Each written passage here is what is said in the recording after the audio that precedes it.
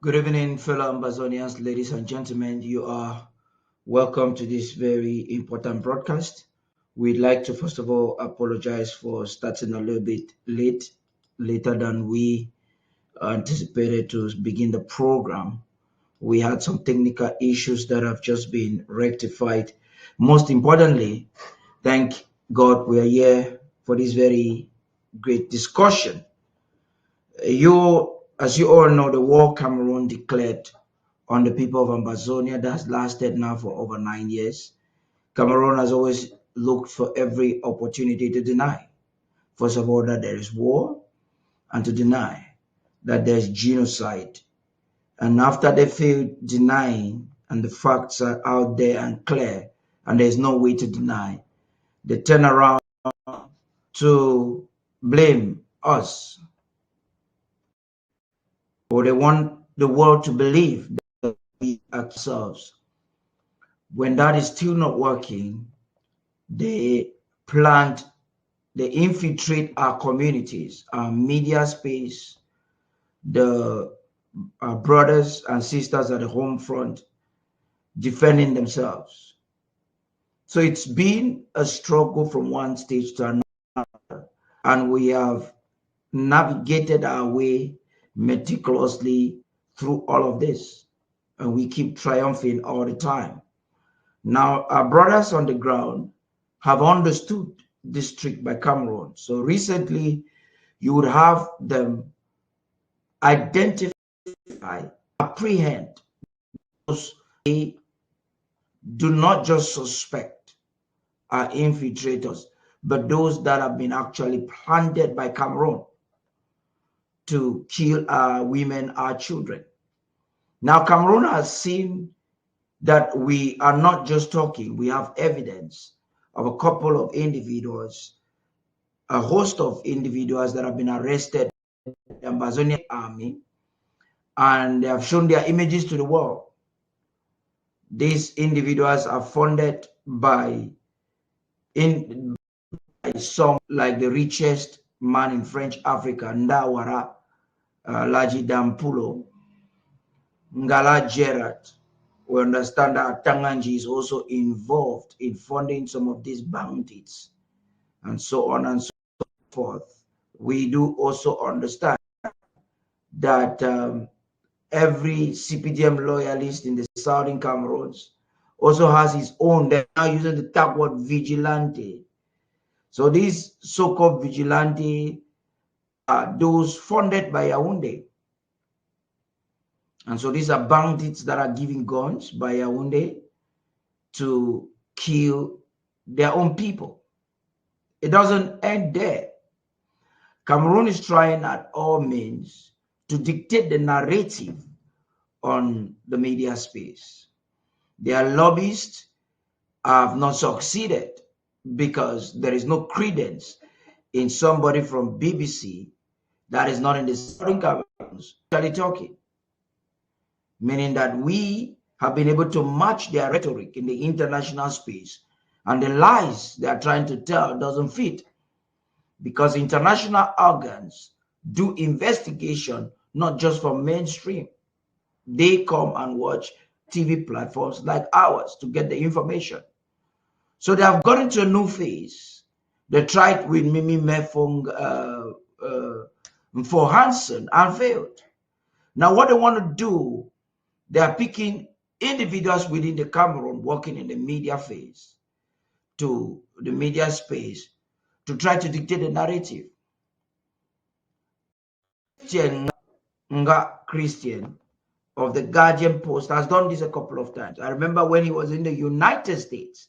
If this is somebody that is willing to communicate truth, when he was in the United States about a year and a half ago or 2 years, I had a discussion with him, Christian Ngah, and because I have always kept communication with the media in Cameroon, and I do understand when, as a media personality in Cameroon, you are not able to report. I understand the truth, when you have a gun on your head. No, you cannot report the truth. A cross-section of you guys in Cameroon are my friends. So you know what I'm saying. I spoke to Christian Ngah of the Guardian Post when he was in the United States, and the intention was to get him interview President Sako, because you can't just sit in Yaounde and you're talking about somebody. You've had the opportunity. Talk to the person now. Get some content. Through investigative journalism, a professionally trained editor-in-chief, as he prides himself within that setup, will be proud to do this. At least to say that you interviewed the so-called separatist leader. You have something archived. But you realize that these guys are so bad, so desperate, to the point where they're even afraid to participate. He categorically told me he couldn't participate. And I thought, okay, if you cannot do this interview, why not participate in the virtual press conference? Christian Ngah is one of the journalists that have not only boycotted all the press conferences, he's among those I've always invited, but he is also manipulating young journalists on the ground. I've had reports from a couple of journalists across the board telling me Christian Ngah will not allow them write the correct report. Christian Ngah, the letter he's sending out is just an expose of what he has been doing for years.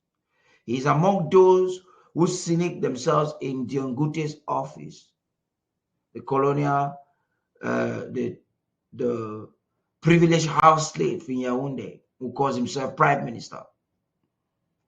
And strategy lies on very simple ways to emotionally blackmail our people. You know, one time, Diangute was in Equinox, and he was trying to make us feel that we are going downwards. That's the same line of thought. He said he went to the up north and saw people in farms dead, nobody's here because when I had a job with an NGO that took a contract from the UN, I went to Bangui, later on went to Chad. That's between 2011 into 2013. The truth be told is that I was very surprised the kind of villages where I met women and men from Bamenda, most especially working farms.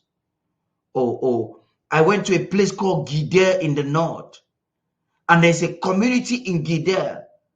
When I came, they say, "Oh, monsieur, viens voir tes frères." At that time, there was no war. Mr. Ngah, there was no war. When Cameroon denied allowing a university in the southern Cameroons, there was no war. Mr. Ngah, what's the objective of your letter? If you really want to prick to the consciences of the perpetrators of the ongoing war, when our children were killed in Gabu, we didn't see you write a letter to the head of state. You should be doing reports, not doing political letter writings. When the Cameroonian gendarme fried a baby in palm oil, we didn't see you write a letter. One of your sister's child was killed because of 500 francs CFA. You didn't write letters. When a gendarme took a crippled man in Bamenda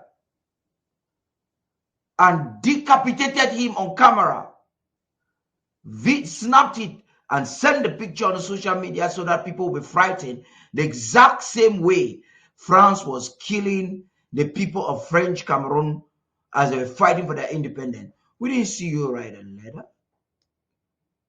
Who are you deceiving? So I decided to bring this comparison so I could explain to those who didn't understand the origin of Ngah's letter. It is the same pattern. You see, these are tactics of failed politicians using a failed journalist to do their dirty jobs. Now, when a paper writes, it has some credibility in the international community. It serves as a source of investigation. Even those writing theses could refer to the paper about something. So they came back to the diaspora, used Mimi Mefo. Mimi Mefo, it has failed, probably because she is now more affiliated or associated with Chiruma. They've tried with for Hanson, and it has failed. It has failed. So this is where we are. It's a very sad situation, and we're going to dissect the nonsense that he wrote. I read it, and I was shocked that this was the editor-in-chief of the Guardian Post. So fickle-minded in his rhetoric. His emotional blackmail splashed right back at his face. That will be a much part of our discussion this evening. But before we even get into that, I want to quickly, for the next 12 minutes, rush into the newsroom to find out what is happening in the world. The lawyers are here and they are ready and willing to help us have this debate. We'll be back right after this news break. Stay tuned.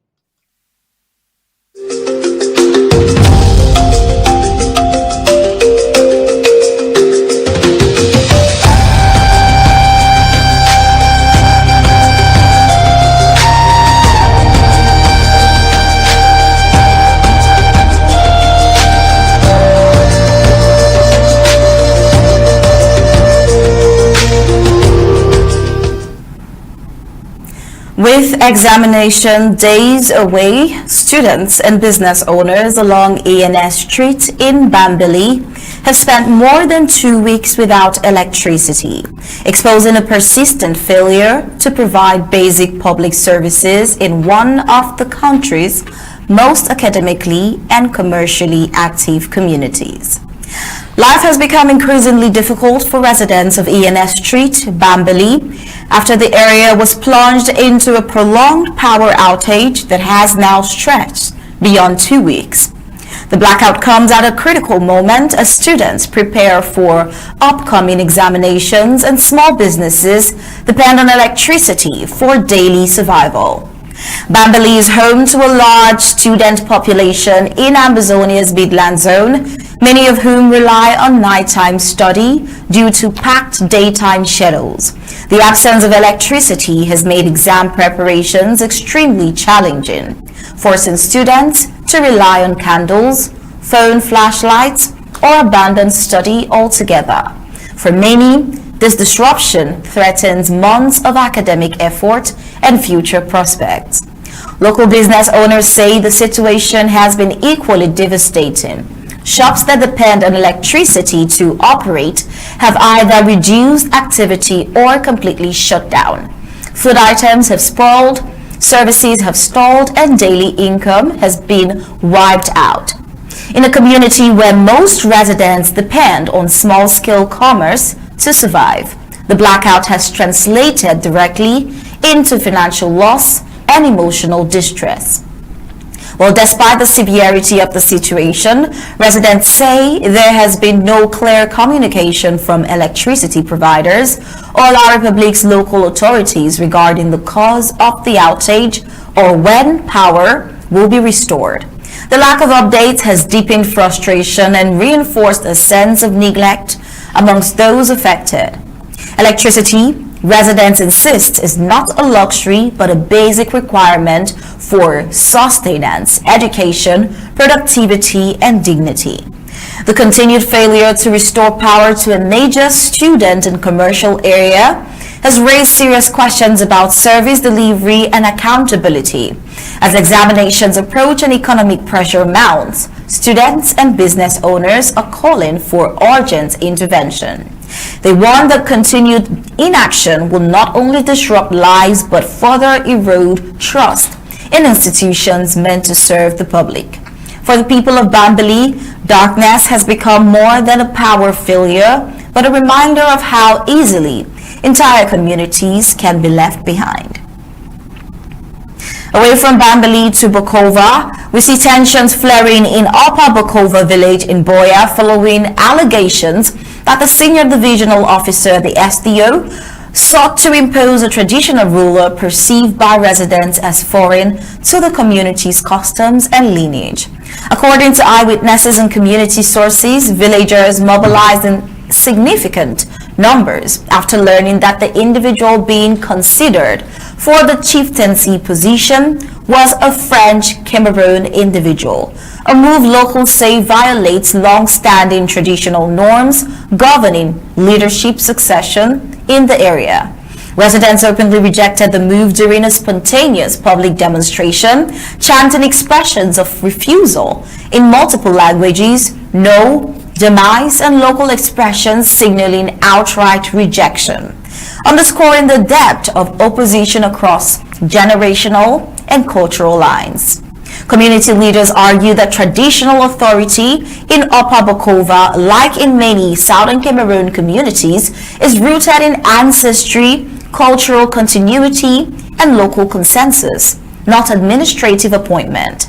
Protesters questioned whether such an action would be tolerated in other regions, other parts of the country, particularly in neighboring French Cameroon communities, such as Yaounde, where traditional structures are fiercely protected.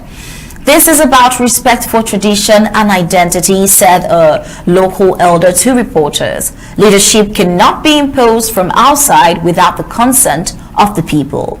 The incident has reignited broader grievances among southern Cameroon communities, many of whom view such actions as part of a wider pattern of governance that marginalizes local customs and imposes administrative authority over indigenous systems. Activists sympathetic to the Ambazonian cause cited the event as further evidence of what is seen as systemic disregard for Southern Cameroon's self-determination and traditional governance.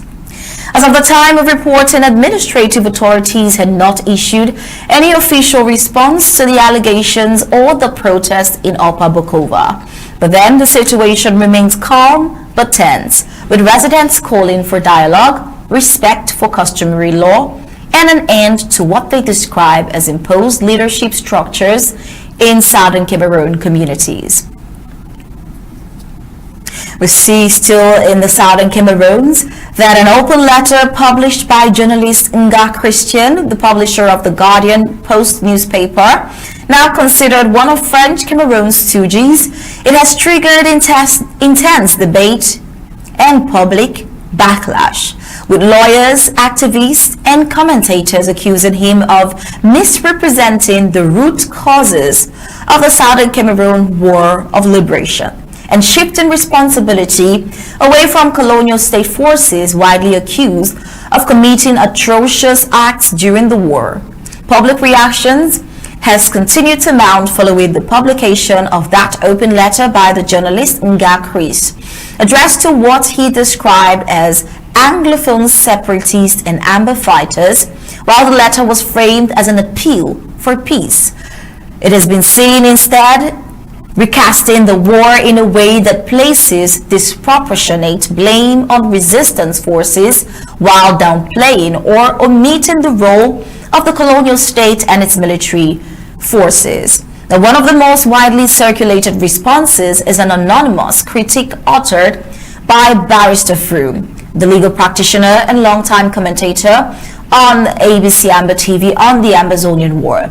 We see the response which has since gained traction across social media platforms and WhatsApp groups, accuses Ngah Chris of advancing what he said to be cowardly and misleading narrative that condemns the oppressed while shielding the oppressor.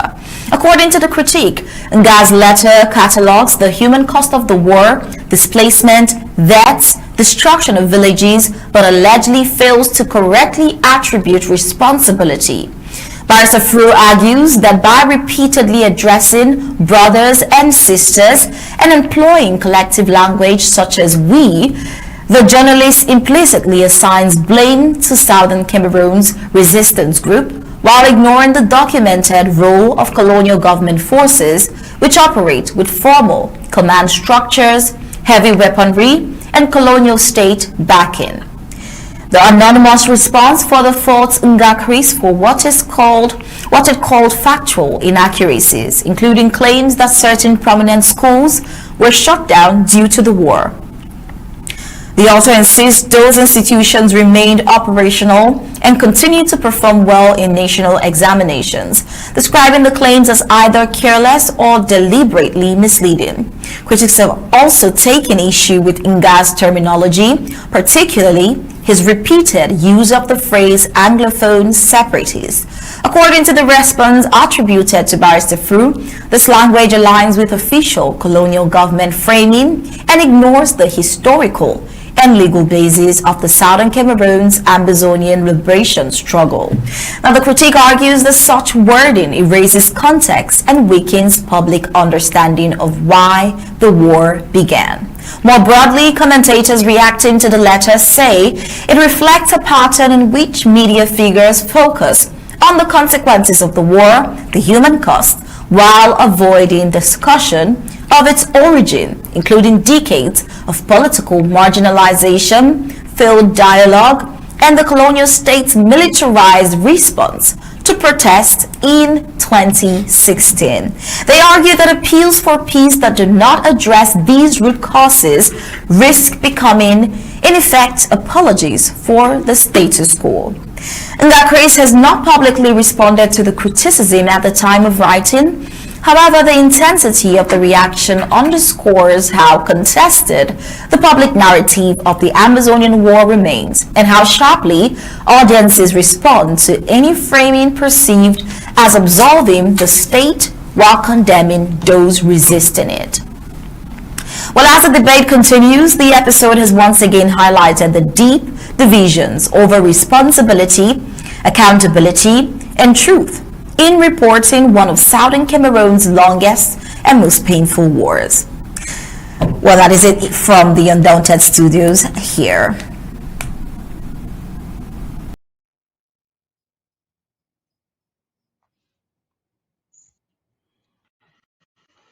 Yeah, good evening, Barrister Fru, Barrister Mbeseha. I want to thank the both of you for your awesome patience. Barrister Fru, you're welcome. Paddy, good evening. Thank you very much. Thank you for another Saturday.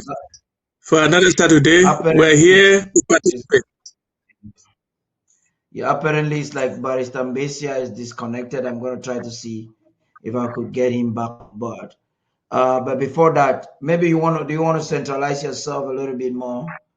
I'll help to do that so that you can get to begin. Yeah, you've just heard. I thought that this was where we could have started, and I like the way Star Smart has given that report. We'll get into what is happening in the war much later, but I want to hear from you, Barrister Fru, as I try to get Barrister Mbeseha connected. Please talk to us.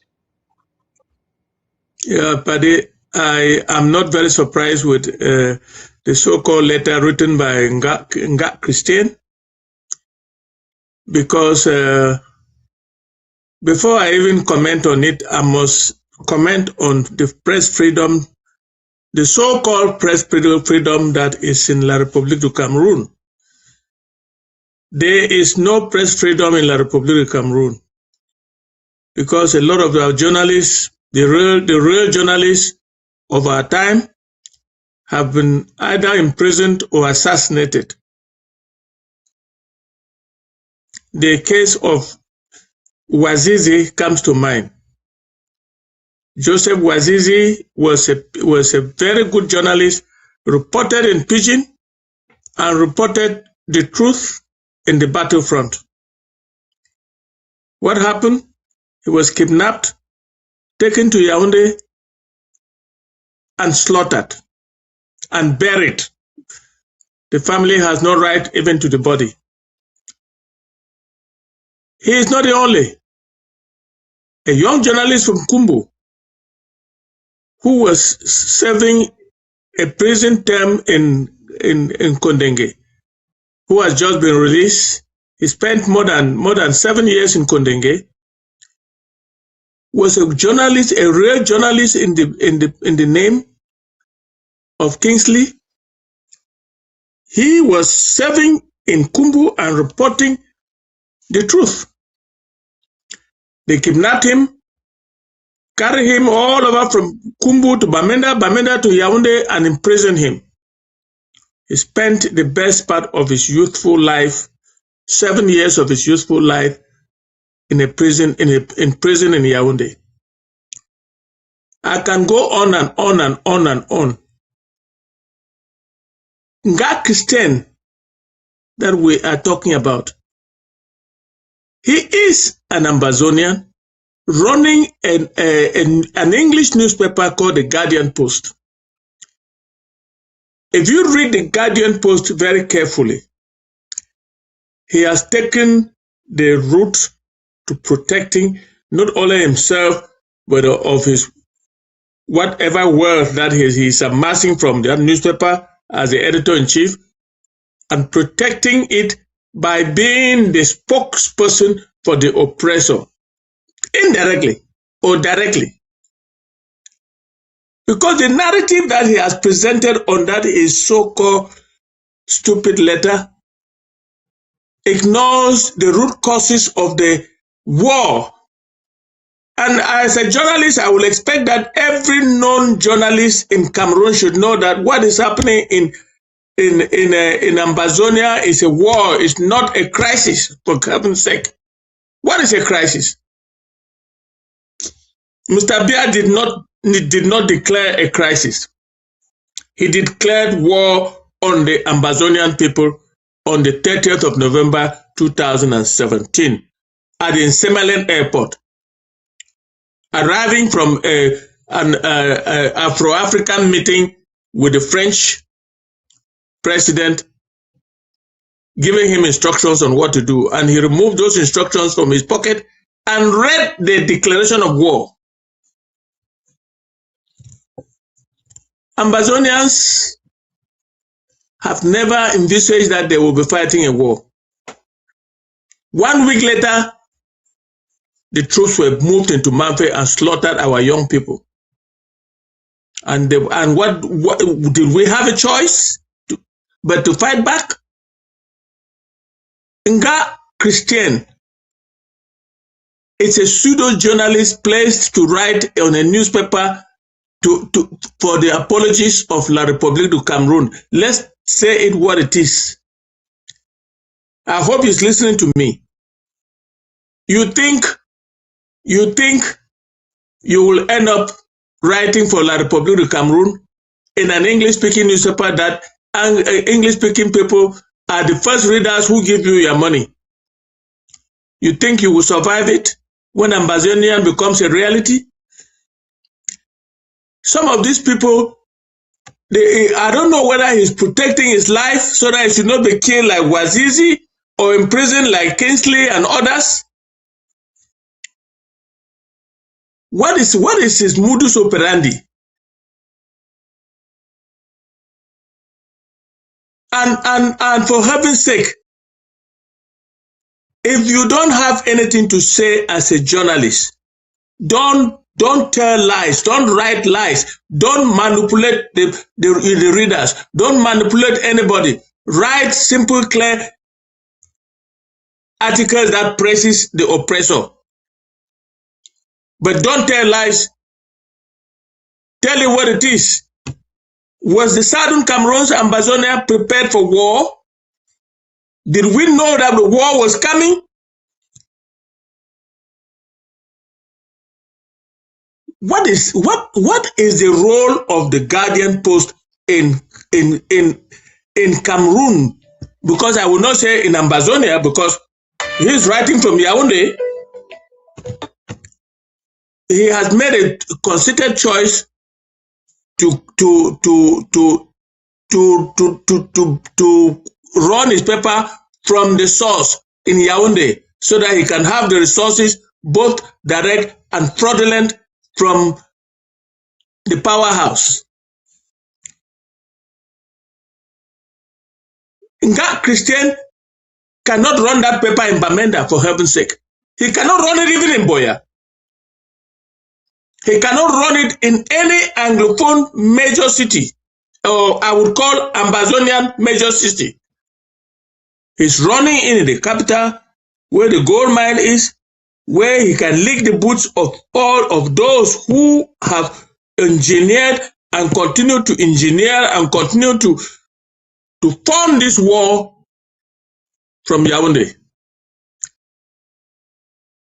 And if I understand it, the Guardian Post is flourishing because of the illegal regime that is being run in Yaounde. Because that newspaper is one of the supportive newspapers of the regime in place. And they get financing. Let him challenge me to say that he doesn't get financing from La République du Cameroon. But if you get financing, fair and good. In the final analysis, you were born in Ambazonia. You probably got the freedom of your education from Ambazonia. I don't know so much about your background, but knowing that you are an English-speaking journalist and write well, I know that you were educated in Ambazonia. You benefited from in Ambazonia, your educational process. We benefited from Ambazonia, and yet you cannot have the slightest sympathy for those that have given up their life to defend the rights of our people, to defend our people that have been slaughtered on a daily basis. You have never said anything about all the atrocities that have taken place in Ambazonia, beginning with Ngabu, going to Babangitungo, going to Santa Massacre, going to Bali Massacre, going to St. Francis College in Kumba, going to Kondo Titi Massacre, all the massacres that have taken place. Nobody has read from Ngah Christian. But when it comes to write about Amba fighters and Ambazonians, you put your open letter in the front page of your newspaper so that your sponsors can continue to finance you. I want a one-on-one debate with Ngah Christian. If he thinks that he can challenge not only me, all the panelists that this famous network, the Ambazonian network, the ABC television, the ABC television has one of the best analysts in the media space, with two prominent lawyers being part of it, Barrister Mbeseha and myself. And be careful, Ngah Christian, give us a debate if you think you know it all.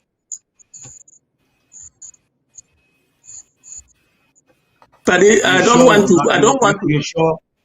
I can confidently tell you that Ngah Christian will not give you any debate. Barrister Mbeseha, you're welcome. I'm sure you missed the report from Star Smart. They're analyzing some of the critiques that came across after Ngah Christian's write-up.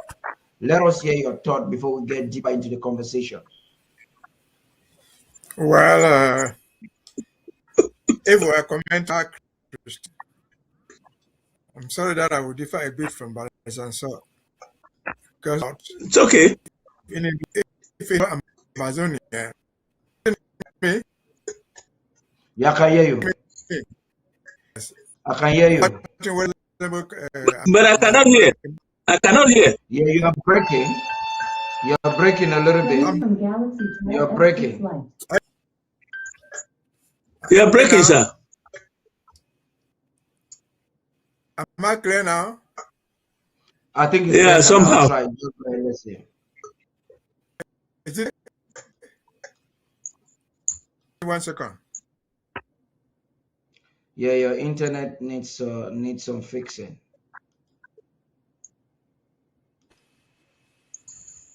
Is it okay now? Much better Yes. now.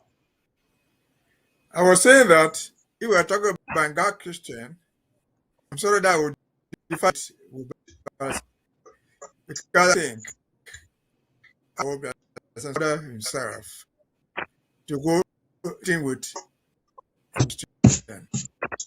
Because in English, there's something we call the country aside. God is not working. The fact that there's something having super does not qualify. Paddy, I'm not getting it. I don't know. Barrister Mbeseha, Barrister Mbeseha, do you want to check your activity? What's your problem again? Yeah, do you want to check your connectivity? Make sure that the device is not connected in any other thing. No. Give me a second again. Let me see. Yeah, I'm gonna give you that.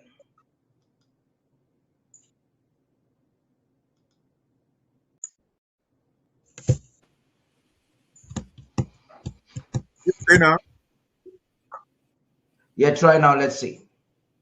Is it okay? Do you get me? Yes, I think it's much better now. I was saying that it was not Christian. Our guys thought we waste his time debating with Christian. The caliber of people with nonetheless has something there in it. And that's why we bother talking about him. So what is he talking about? I think it's just relevant, seeking self-relevance at a particular moment. And who knows? Can make what they want them to be.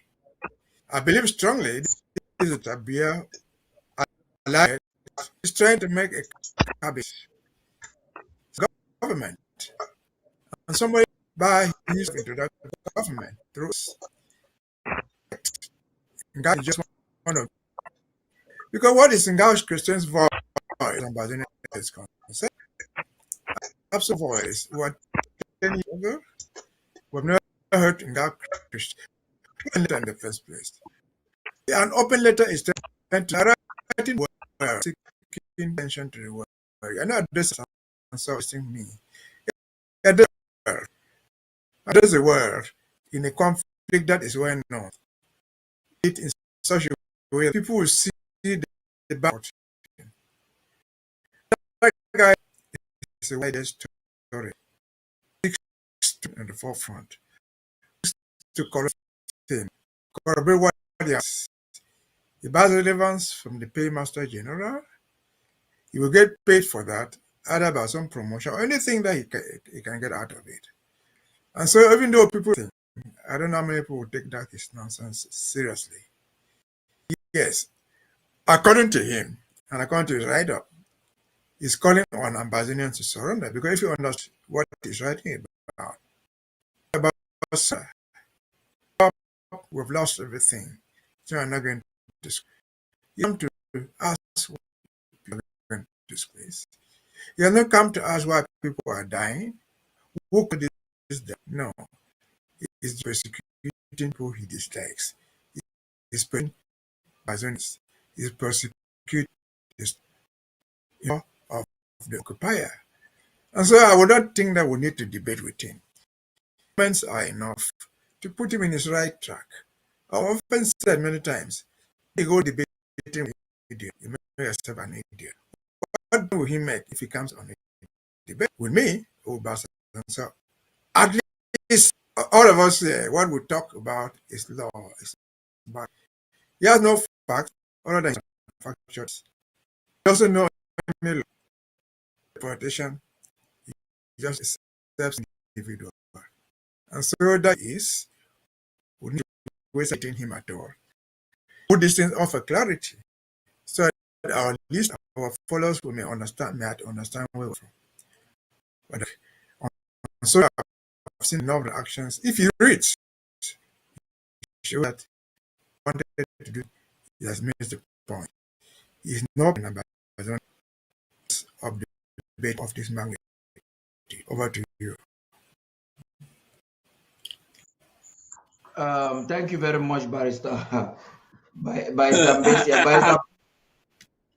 I've not gotten the rating, but I got excerpts of it. Yes, and he's right. And he is right. Yes, Barrister Mbeseha thinks that you have overhyped Ngah, because Ngah is just trying to make himself relevant. But yes, point. I think so. I think so too. But I was forced to. Yes, Ngah is actually interested, which is what I want to bring the both of you to talk now. If Ngah is really interested in dissecting and talking about the truth, I have personally invited Ngah in the virtual press conferences, and he has not participated. As a journalist that is ready to hear from both sides, you should be fair at least to listen from both sides. But apparently, Ngah is not willing to listen from both sides. So I bring this to you now, Barrister Fru. What do you really think is the core objective of that message that Barrister Mbeseha has said? It was just because the message had a narrative. Who are they targeting? Okay, Barrister Mbeseha believes that he's targeting Yaounde to get some paychecks. But I'm also thinking that he is targeting the media space to give certain information, like you both have said, and shifting the blame.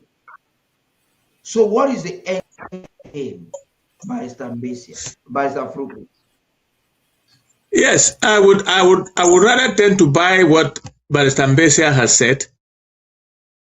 That is targeting not only the media space, but the resources that come with it. Ngah Christian, I have never met. I don't even know who is this. But I have read excerpts of the Guardian Post, and I don't know whether he's Paddy. All of you know him. Is he a trained journalist? Because there are journalists trained and untrained, and even some journalists that are not trained are even very efficient. Journalism is a profession, a respectable profession, the fourth power in every democracy, and its writings and its outings are taken seriously by politicians from left and right. I don't know. He is targeting not only the media space, but also the authorities around him that can give him more resources to continue to live the lifestyle that he lives and furnish and produce the paper that he produces. To do the betting of the oppressor and forget about the oppressed.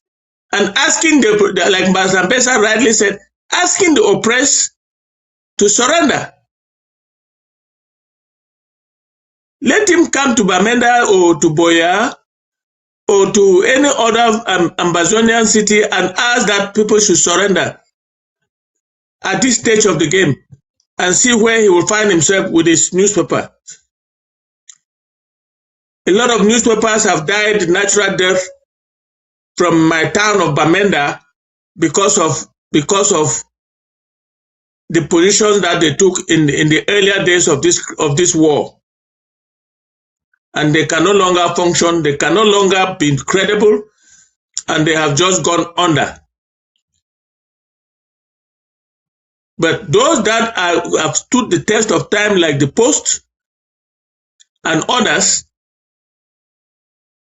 whom I cannot name here, have dedicated their newspapers to publishing the truth, to publishing interviews from people who matter, hearing from both sides of the divide before coming out with an article. And if you want to be an escaped freedom fighter like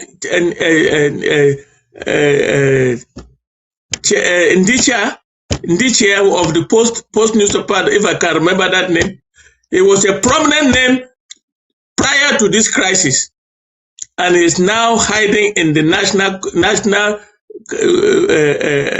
what you call it, national media communication run by the Cameroon government.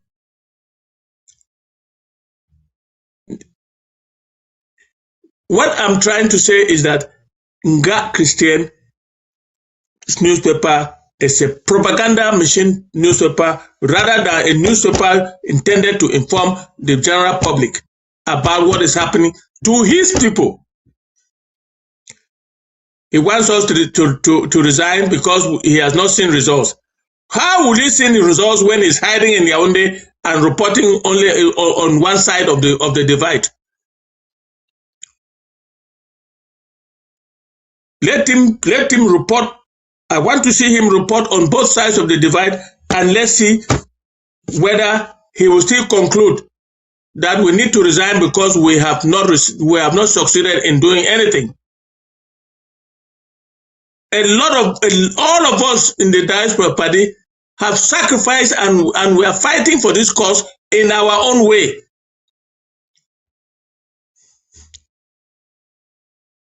Because a prominent journalist like Paddy King could have been making money somewhere else, but he has given up his life to fight in this fight, to inform our people, to make sure that our people are informed on a daily basis as to what is happening, so that our people are not only protected, but they are brought together to understand that they are an endangered species when it comes to La République du Cameroon. And I think ABC has largely done that since Paddy has been on this network.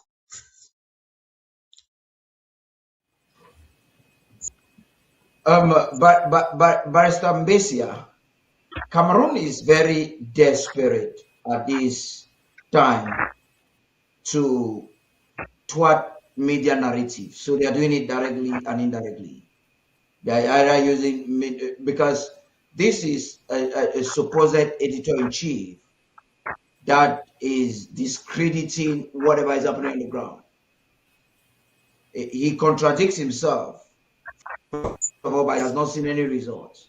And again, the same time, to accuse those who are protecting the people with arms.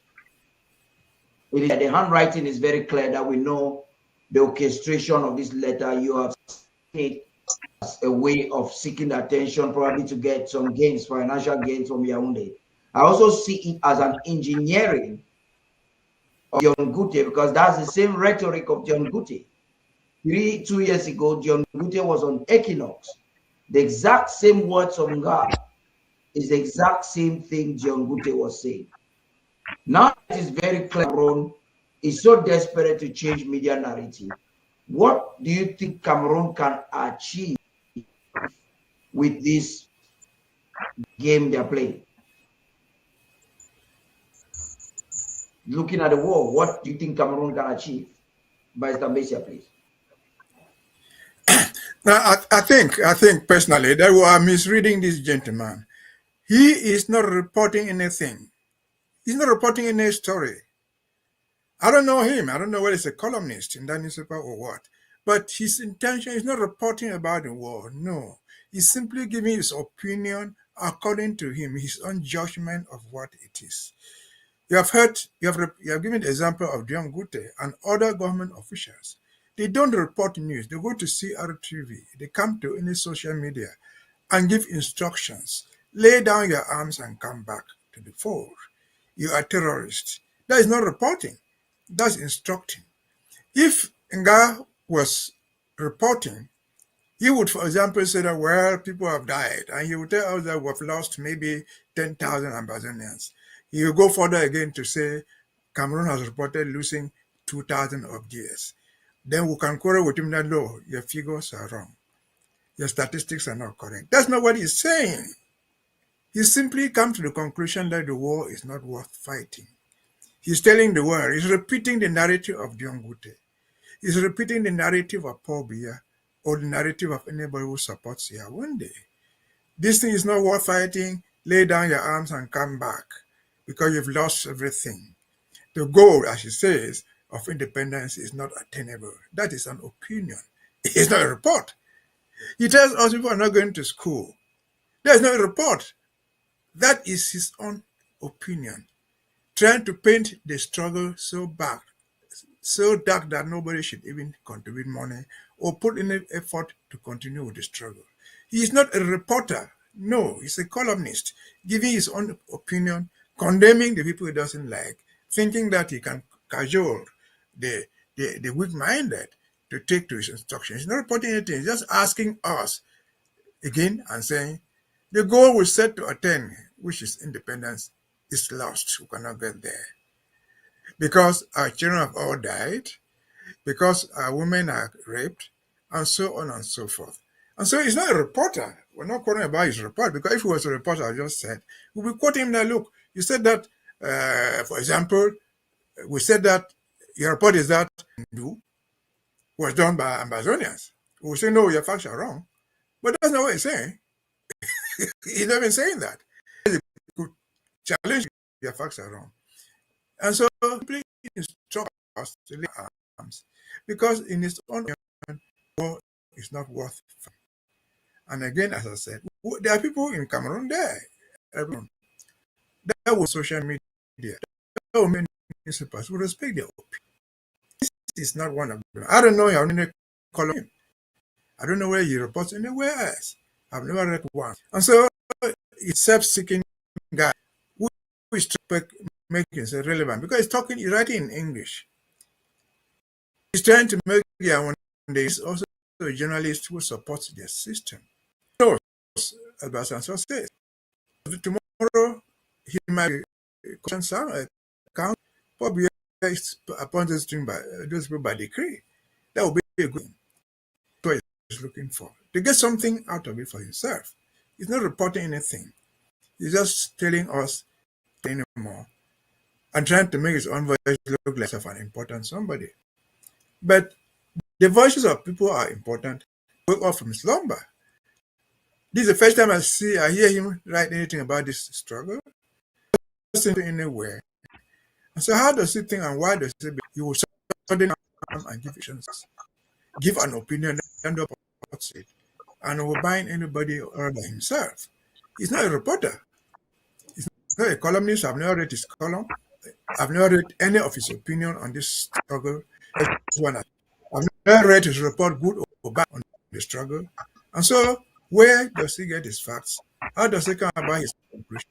That's what I said earlier. He's not a guy that we can debate with. We cannot argue with him. We cannot be arguing the emptiness. What are we going to be arguing? Are we going to argue that Ngah was not done by Yaounde? Are we going to argue that Kwakwa was not burned down, Manfei was not burned down? He's not giving anything that we can argue with. He's just a self-seeking individual that is totally irrelevant as far as this struggle is concerned. Let him give facts on which he bases opinion. Then we will challenge those facts with our own facts. He's giving no facts. Again, he said the goal of independence is lost. Why? He doesn't tell us. Simply because people have died. Who told him, if he's reporting about war, that war goes without people dying? And this same guy said the same thing. That people can win independence without people being killed. By Mbeseha, let me just chip in there. There's a program in CRTV, I think they call it Globe Watch. That's on Sunday. And by this, he has been there to comment. And it is not today he started saying this. What baffles me is that 2 years ago, he said the same thing in CRTV. 2 years later, he's saying the exact same thing. And I'm just shocked and disappointed because you keep recycling the same thought and nothing is changing, and you still think you can emotionally blackmail people just so that I can get the last words and what last reactions from the board of you, so we can move forward. I know by Mbeseha, you're saying that he's actually not reporting, just giving his own opinion. But you also know that opinions of individuals are important, like your opinion now, considering the fact that you're an encyclopedia in this struggle. So your opinion is not just like a normal opinion. Can you hear me, Mbeseha? By Mbeseha, can you hear me? He's finding difficult to hear me. It looks like he's frozen. Yeah, I'll come to you and I'll try to connect him. Yeah, I'll come to you, I'll try to connect him. So I'm saying, by Mbeseha, can you hear me now? By Mbeseha, can you hear me now? No. Are you getting me? Okay. Oh.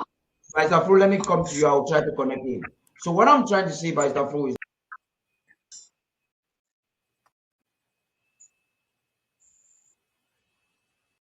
Paddy, you two, you are frozen? What is happening with the network today?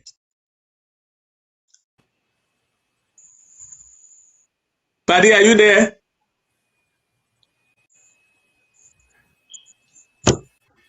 Wow. But I don't hear. But can you hear me, sir? Yeah, I hear you very well. Okay.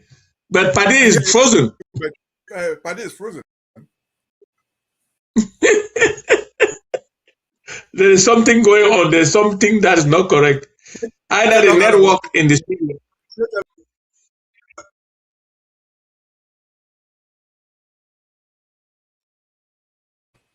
The network on the studio or something.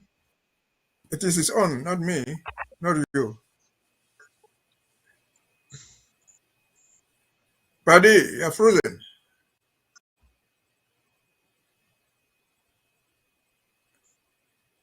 I think the connection is from his end. Let me try to get him.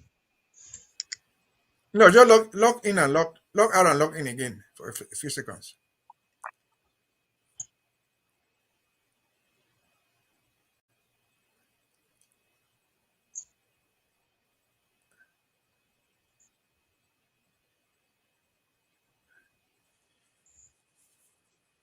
I think their connection is bad, not us. Mm-hmm.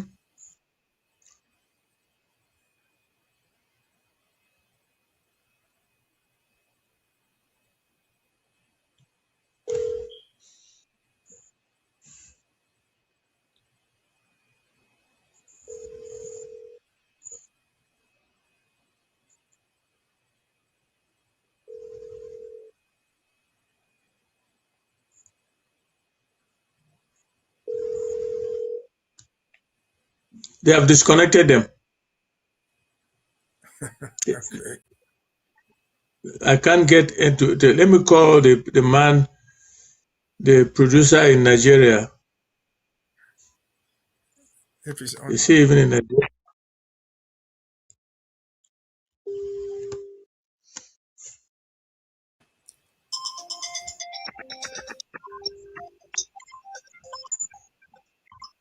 Hello. Yeah, Barrister, you and Barrister Fru John Nsoh continue the conversation. The bad weather across North America is responsible for internet problems. Okay. Yeah, so go ahead. Okay. Please, thank you. Okay. Now, if they have that problem, this is what Paddy was saying. He said, if this guy has, for example, has had some presentation on CRTV weeks or months back, and he's doing the same thing here now in the private newspaper. The strategy is so simple. It's a simple strategy. He knows that if he goes on CRTV... Hello, Paddy, you are frozen or what? No, they said that... Oh, I cannot. Well, I don't know. Yes. Okay. Well, but Mbeseha and myself, we're waiting. No. But are you getting me? I'm getting you, sir. No, they say we should continue. That the bad weather is... Okay. Tell me what he was trying to say. Tell me what he was trying to say. I was saying that Paddy said this guy has presented this thing again on CRTV. Then I was saying for that 2 years, for 2 years running. Whatever. What I'm trying to say is that he's just being smart. He knows that if he does it on CRTV, they will call it the voice of the government. So he changes and goes to a private press. So it will look like he's acting from a neutral background. And so he's just being smart. He's talking the voice that he has been using on CRTV, that every Cameroonian around the world knows that the CRTV does not carry anything independent. They carry only the voice of the government. And so he's just changing the playing field by using the same strategy to stop the war. He's talking on behalf of the government. He's talking as he would, as again, like Paddy said, as John Guti would speak. He's talking as anybody from Parliament or Ngah would speak. He's talking like Archbishop Andrew would speak. But he's taking the advantage of doing it in a private newspaper and thinking that he can hide. Yes, sir. But let me respond to that. Okay. You know, a newspaper is taken seriously based on its editorial policy, or the columns that are written, the columns that are written by columnists, the position they take in that particular newspaper. They are held responsible for whatever they say and whatever their analysis or their opinions are. Because as an editor-in-chief, you write a column like an editorial, for example. You ask people to surrender. You ask people that they have not achieved anything. They have lost children. They have lost children. They have lost everything. They should resign. They should no, not resign. They should leave the fight and come back. Come back to what? He didn't. He has never covered events of the war. I cited all the atrocities. He never committed or commented on any. But other newspapers have. Because he's operating from the powerhouse. He's operating in Yaounde. And he wants the people in Yaounde to see him as somebody who is on their side of the divide. So that he can make whatever he can make out of it. You can call him a columnist, you can call him an editorialist, or whatever you call him, but that opinion is taken by those who read that newspaper seriously. And it can either make or mar the newspaper because it's full of facts that are not verifiable.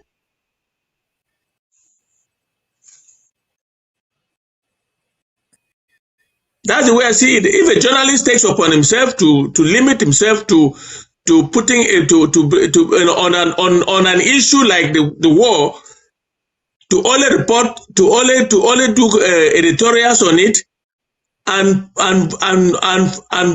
trying out what is inaccurate and its conclusions, and like asking that people should surrender.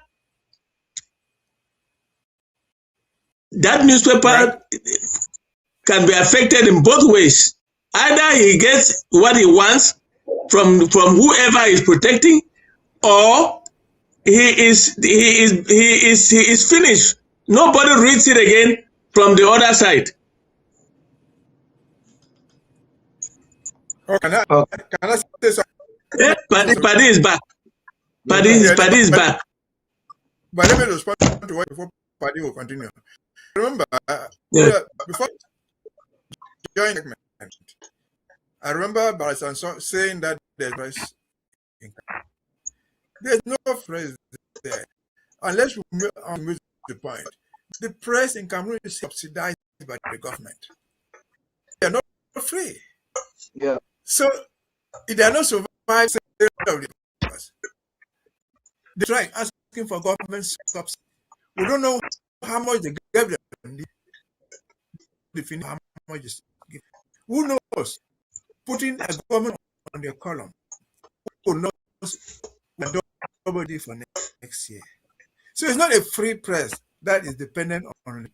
It's a press which is safe to die, and the amount of press is about law. So sits in and say, okay, the Cameroon post 20 okay, nothing. And so I still, these people are just themselves. I believe strongly they're just doing the work of communication. Master here is the government of Cameroon. So throughout the territory called Cameroon, there's nothing like something they will even ban.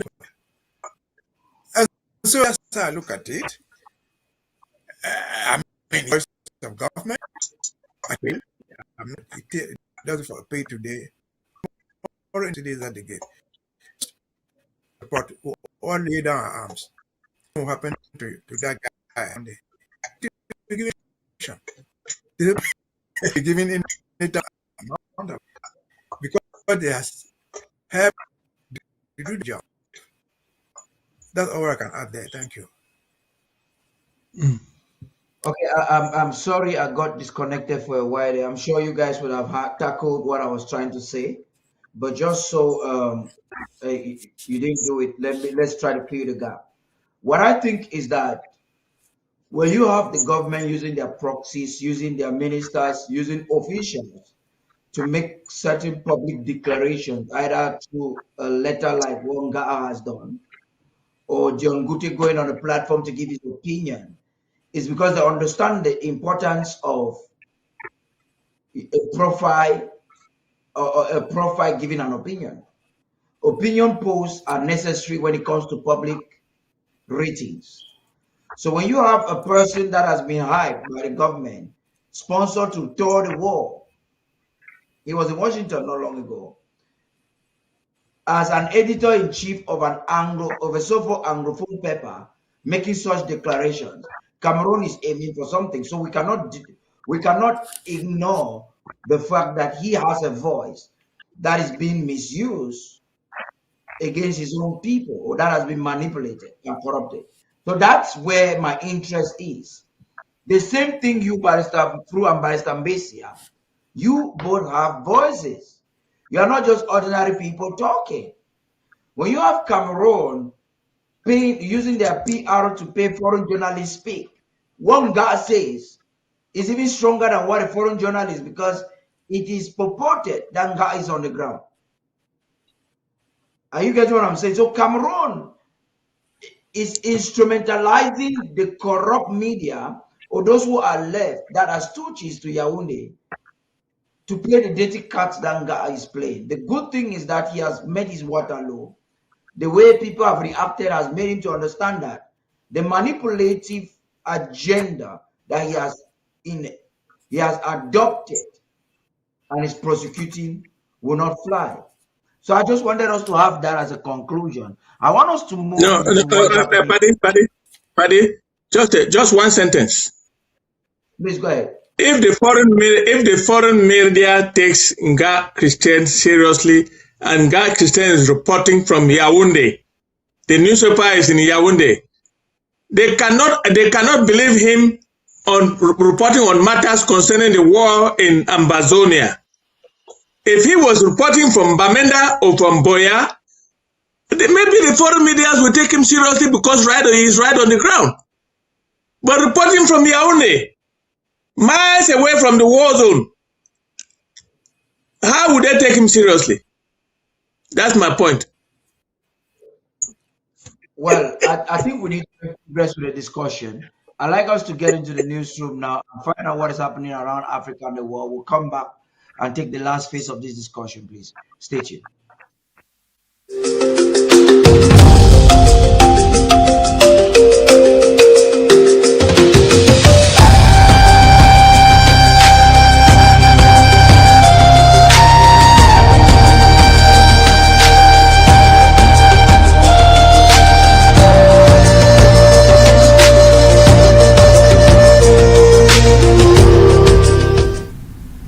On the global scene this week, speeches by world leaders at the World Economic Forum in Davos has underscored shifting economic realities, evolving world order policies, and the growing role of diplomacy.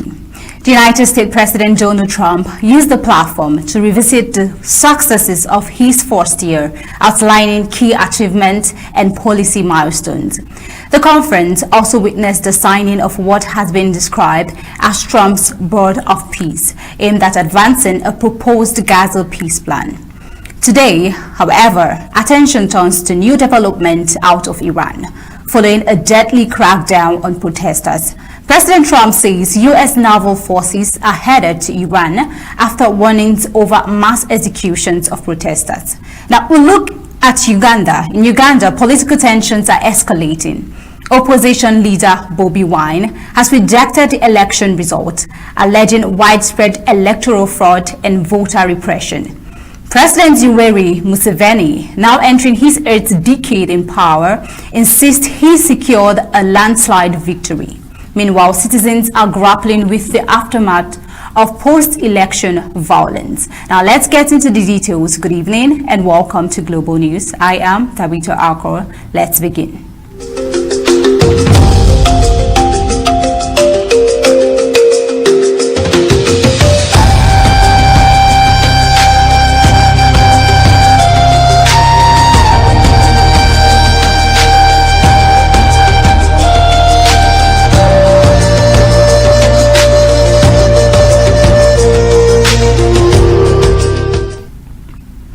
A senior Iranian official has warned that Tehran would treat any U.S. attack as a full-scale war as an American aircraft carrier strike group and other military assets move closer to the region.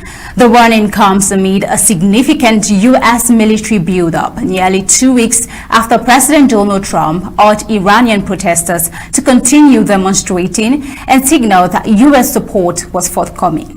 Iranian authorities say thousands of protesters have been killed so far during the unrest. Now, speaking anonymously to Reuters, the Iranian official said Iran's armed forces are on high alert and prepared for the worst-case scenario, even as Tehran hopes the deployment is not intended for direct confrontation. The official said any violation of Iran's sovereignty or territorial integrity will trigger a stronger response, though no details were provided. President Trump confirmed that the U.S. had an armada heading towards Iran, but said he hoped force would not be necessary. He also renewed warnings to Tehran over the killing of protesters and any attempt to restart its nuclear program. Let's take a look. We have a big force going toward Iran. I'd rather not see anything happen, but we're watching them very closely. USS Abraham Lincoln aircraft carrier and several guided missile destroyers are expected to arrive in the region already. The U.S. has previously described such deployment as defensive, particularly during periods of heightened tension in the Middle East. However, similar military buildups preceded U.S. airstrikes on Iran's nuclear facilities in June 2025, as well as military action against Venezuela later that year. Meanwhile, the Pentagon has released a new national defense strategy that raises fresh concerns about Iran.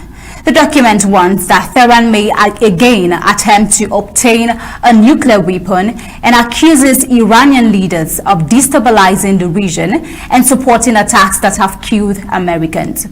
It also reaffirms U.S. support for Israel, describing Iran and its allies as persistent drivers of regional crisis. Let's take a look. If they do it, it's going to happen again. They've got to stop with the nuclear. You know, they keep experimenting with nuclear, and at some point they're going to get the idea that they can't do that. They're just not going to be able to do that. Can't let them have it. Despite recent military setbacks, the strategy says Iran appears determined to rebuild its conventional forces and remains a central challenge to U.S. interests and regional stability. Now, away from Iran and, of course, over to Uganda, at least 30 opposition supporters have been killed and around 2,000 arrested following Uganda's presidential election. according to the head of the Ugandan army and son of President Yoweri Museveni. Opposition leader Bobi Wine remains in hiding after accusing security forces of raiding his home following the January 15th vote.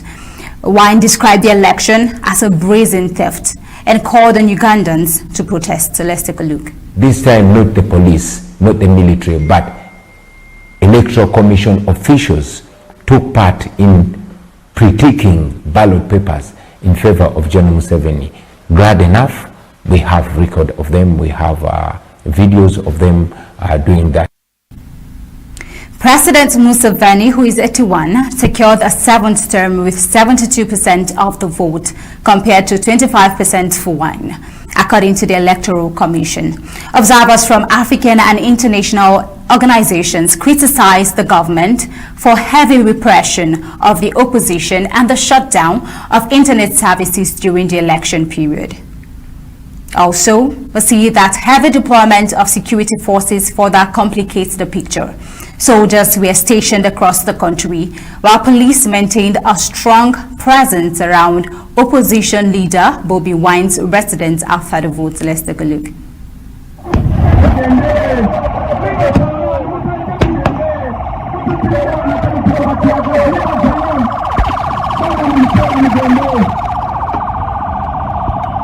Look at the impunity. Look at the injustice. This is Uganda police doing this. But we shall never give up. We shall never. Meanwhile, Bobi supporters have decried the election outcome. Let's watch.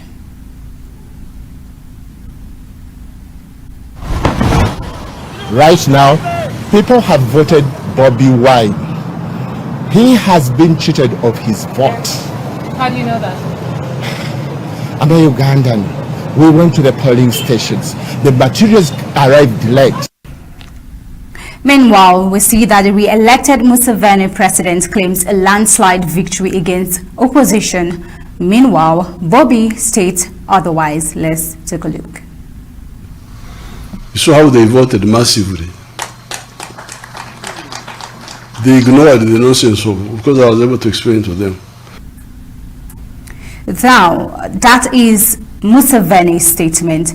Now we see that his son, Muhoozi Kainerugaba, the army chief, confirmed the arrest and that on social media, describing those targeted as NUP terrorists, a reference to Wine's National Unity Platform party, while threatening the opposition. Kainerugaba, who is 51, has previously made provocative posts online and is seen as a potential successor to his father. In an exclusive interview with DW, Bobi Wine responds to Museveni's sons. Let's take a look. To show the regime in Uganda that I can beat them at their game and run away from them, even when they deploy hundreds of military and police officers around my home, but also to show Museveni's son that I am not under his orders. He cannot order me to show up in 2 days, and I will. No, I've not surrendered myself to him, and I will not. If those challenging the status quo faced intimidation or restrictions, can the election be described as competitive? And what does it mean for democratic accountability when the president's authority is closely linked to a military-led by his son?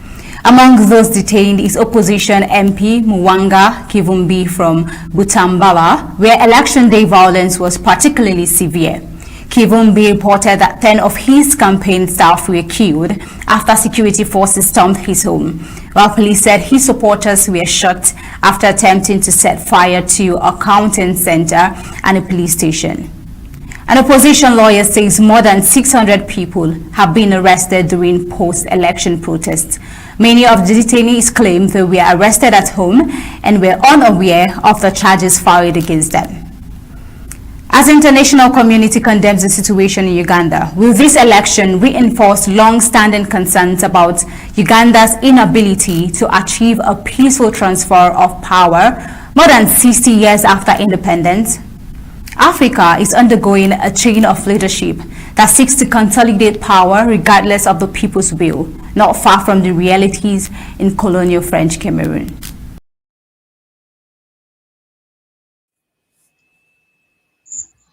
Wow, that's amazing. Wow. there are three things we have to look at. I want us to begin with what's happening in Iran right now before we get to Mussolini. I know we want to talk more on that. But let me take it first with you, Barrister Fru. Look at what is happening in Iran. What do you think about you see Iran has been able, or the civilian population has been able to garner international sympathy, and America has been involved. First of all, talking and directly involving. Right now, there is an emergency support going there to succor the situation. What's your examination of what is happening in Iran right now? Barrister Fru, please. Look, Paddy, what is happening in Iran is unacceptable. First of all, demonstrating is a fundamental human right, which is inscribed in most of the constitutions of the world, including that of Iran. For the government to have mowed down thousands of people because they demonstrated against injustices, perceived injustices from the government, is unacceptable. But that said, the posture of the United States going to moving military arsenals close to Iran is, I would classify it as intimidation, because America would not want to start a war with Iran, and that would destabilize the Middle East. Because Iran is a power broker in the Middle East. Whether they like it or not, Iran is there as a power broker. And any war that America generates in Iran will affect the Middle East negatively, very negatively. And that would not be good for the so-called peace plan of Gaza, which important Middle East countries are taking part. And if a war breaks out between Iran and the United States, which will necessarily include Israel, the whole Middle East will be destabilized for a long time. And therefore, I don't think that the United States is going to fight Iran in an open war because of what has just happened. That is my take. I may be wrong, but that is just an intimidation posture which will yield no fruits, because the United States will not want to start a war with Iran, not at this time. Now, Barrister Fru, I want to stay with you before I get to Barrister Mbeseha on this, or maybe let me just give the mic to Barrister Mbeseha. Barrister Mbeseha, what do you have to say in that before I make any comment, please? Let me hear your opinion. Well, just like Barrister Nsoh says, you see, the problems between Iran and the United States did not start with Trump. Every single American government over the past 20 years has been targeting Iran. In fact, in the last century, remember, the Shah of Iran was imposed on Iran by the West. And so when the rebels and the Ayatollah came from Paris and took over power, the West as a bloc has never been at peace with Iran. The problem between the West in bloc, or the Americans and Iran, there's grievance which they say publicly, is that they fear that Iran will get a nuclear bomb. Yes, America has thousands of nuclear weapons. Israel has, and other countries around the world. If nuclear weapons are good for the United States, they are good for Israel. Why should Iran not have theirs if they desire to own them? Again, as Barrister Nsoh say, I confirm, Iran is complicated. You cannot just go and attack Iran like that. If that were the case, Iran would no longer have existed, even under George Bush 1 and 2, even under Clinton, under Obama. And so the war, the crisis between Iran and the United States did not start today. Do that posturing for political reasons. They believe, and they are right, that the only person, the only country in the world, in the Middle East that can challenge the West, be it France, be it the UK, is Iran. It's a very large country. You're not going to defeat them. Throwing one bomb on them, you're not going to bring down the government of Iran. And so I think it's just posturing. Demonstrations are going on all over the world. And as the president said, President Trump said, well, I think we'll not need the force. So he's just trying to frighten those people, I think. The Iranians know what they can do. The Americans know their own limit. And so that's what we can say about that. If they want to go attack Iran, let them go and do it. But the problem is where they will achieve their goal. They will not. Over to you. Now let's look at it from this direction. It is very clear that the financing of terrorist activities in the Middle East and different parts of the world have narrowed down to Iran. Iran always makes terrorist groups stronger. And America has a serious concern as far as that is concerned, with that.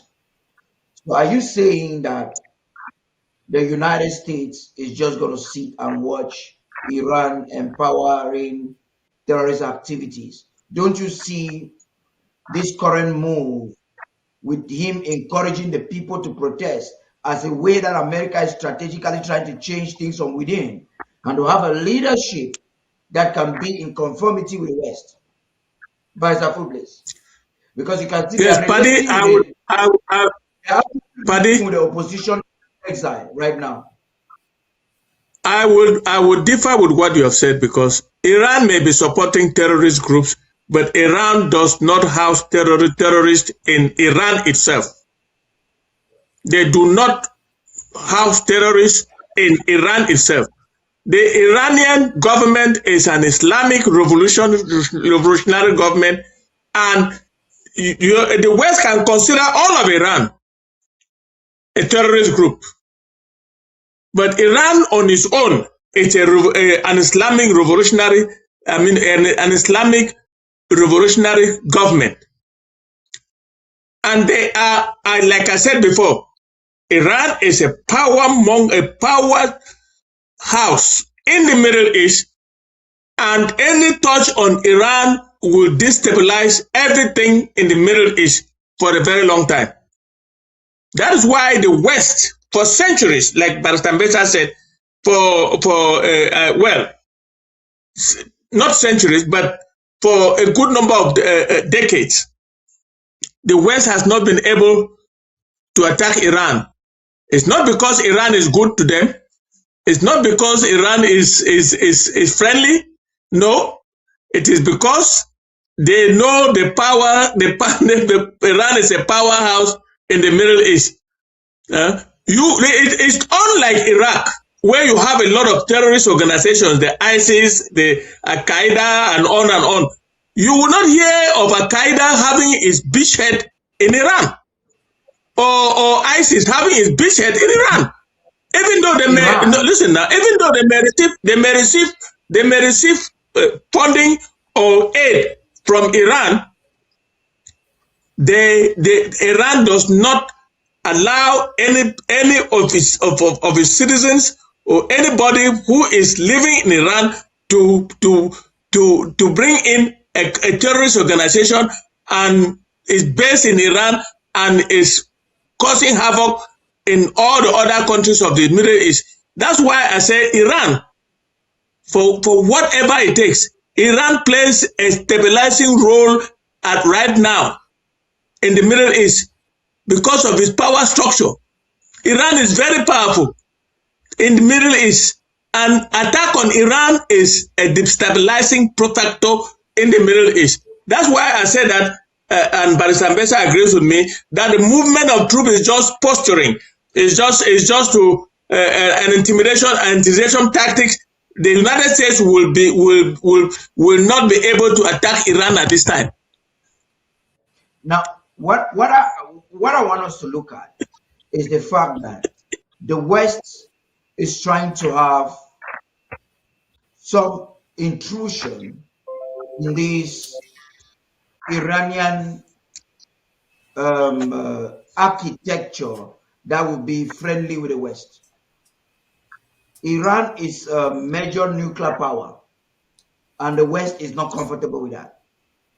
They're looking for ways to probably use the American hegemony to infiltrate Iran.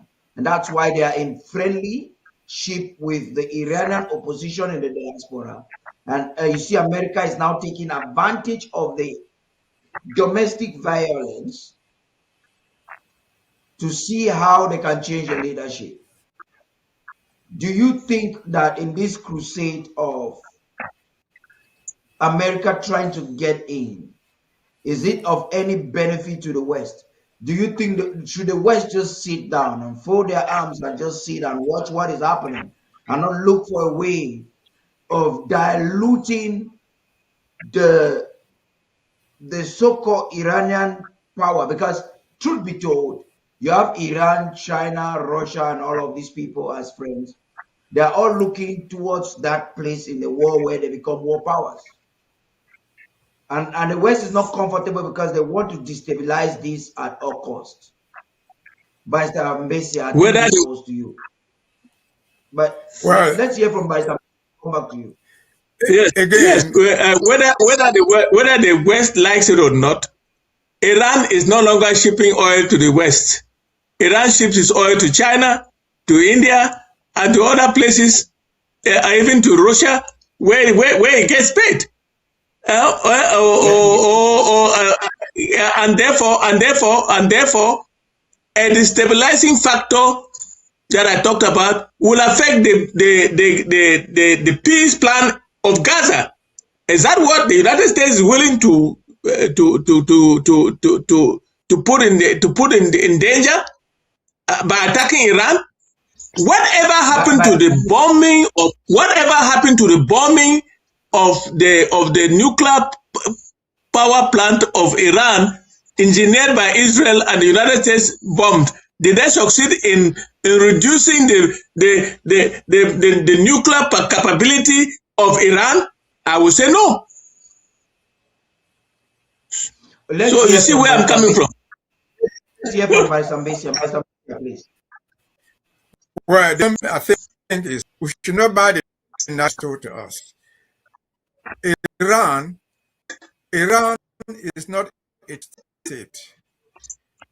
If they are terrorists, where are they sending the terrorists? What's wrong with Iran? Who are the neighbors of Iran? The names of include Afghanistan. America has fought the war in Afghanistan, came back. You know, why did they stay in Afghanistan? What are the next neighbors of Iran? Iraq. America went to Iraq, overthrown and back. The terrorists who are they sponsored by the Iranian government? The enemy is known. The country which is almost to Iran is Kuwait. Are they terrorists sponsored by Iran? Is known. And so on. But one thing that maybe we don't understand, or we don't know, Iran is the largest in the Middle East. Very, very. It is one of the richest. They have enough oil, enough else. Earlier, the of Iran is not terrorism. Because what you call terrorism today, you're a terrorist, somebody is a terrorist to you, and it's my freedom. West believes, and the Americans in particular, that Palestinian resistance is funded by Iran. Because they have more than any, or they can want to do there. And so the bad of calling them terrorists, they are not terrorists in my own opinion. And as we've said, discussing it, if the Americans believe, or the West as a bloc believe that they can go and defeat Iran, they don't go. They don't have the power to stop them. But they have been quiet of Iran for the past 30, 40. They have not done it. So it is political structuring. They attack my own position. They attack Iran. They will do to weaken Iran. They will not allow Iran like Russia. We've been saying about Russia. And and the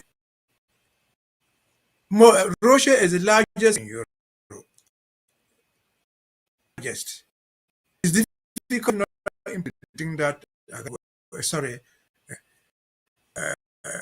Go and fight them. Go and fight them and defeat the military. They can weaken them. And so what that political posturing in Iran, politics, in a foundation where you are taken off, whether a Democrat or a Republican. That's political posturing. It doesn't us, but if they want, they are free to. Don't know what will be the outcome, but I guess they will never to do that. What they will do all the time is to try to prevent Iran from getting a nuclear weapon, because the nuclear weapon is a different weapon. They have little knockout. You can go to attack because they blow it off on you, and so they don't want them to have this because Israel will know what they are doing. They can also blow it out on Israel. It's a different weapon. You kill your enemy and die with him. And so, as far as Iran is concerned, the States have said before, he didn't start quarreling with Iran today. Trump is just the last person doing it. All the United States for years having fought with Iran. Just like with Cuba. I don't know if the United States in 1960 we should in Cuba. Was Cuba attacking the United States? But they were going to cry out Russians attacked Cuba. It's just Florida. Everything they put pressure on the people. They are putting the same pressure on Iran. And so countries have their strategic interests to do what they want to do, to set democracy, to set their policies, to do what they do to it, and by force, and by just putting pressure. I think that's wrong. Over to you. Okay. This is the last question I want to ask on this issue with you people. One thing the both of you agree on, and we all agree on this platform right now, is that Iran is a major contender. By Mbeseha, you agree that Iran is a major sponsor of the Palestinian resistance. Iran definitely has an interest because Iran is trying to build an ecosystem that empowers them. And my point is the West is not comfortable with that.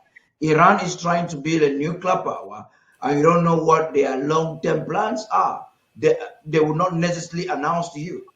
Are you, as a citizen of this world, very comfortable with that?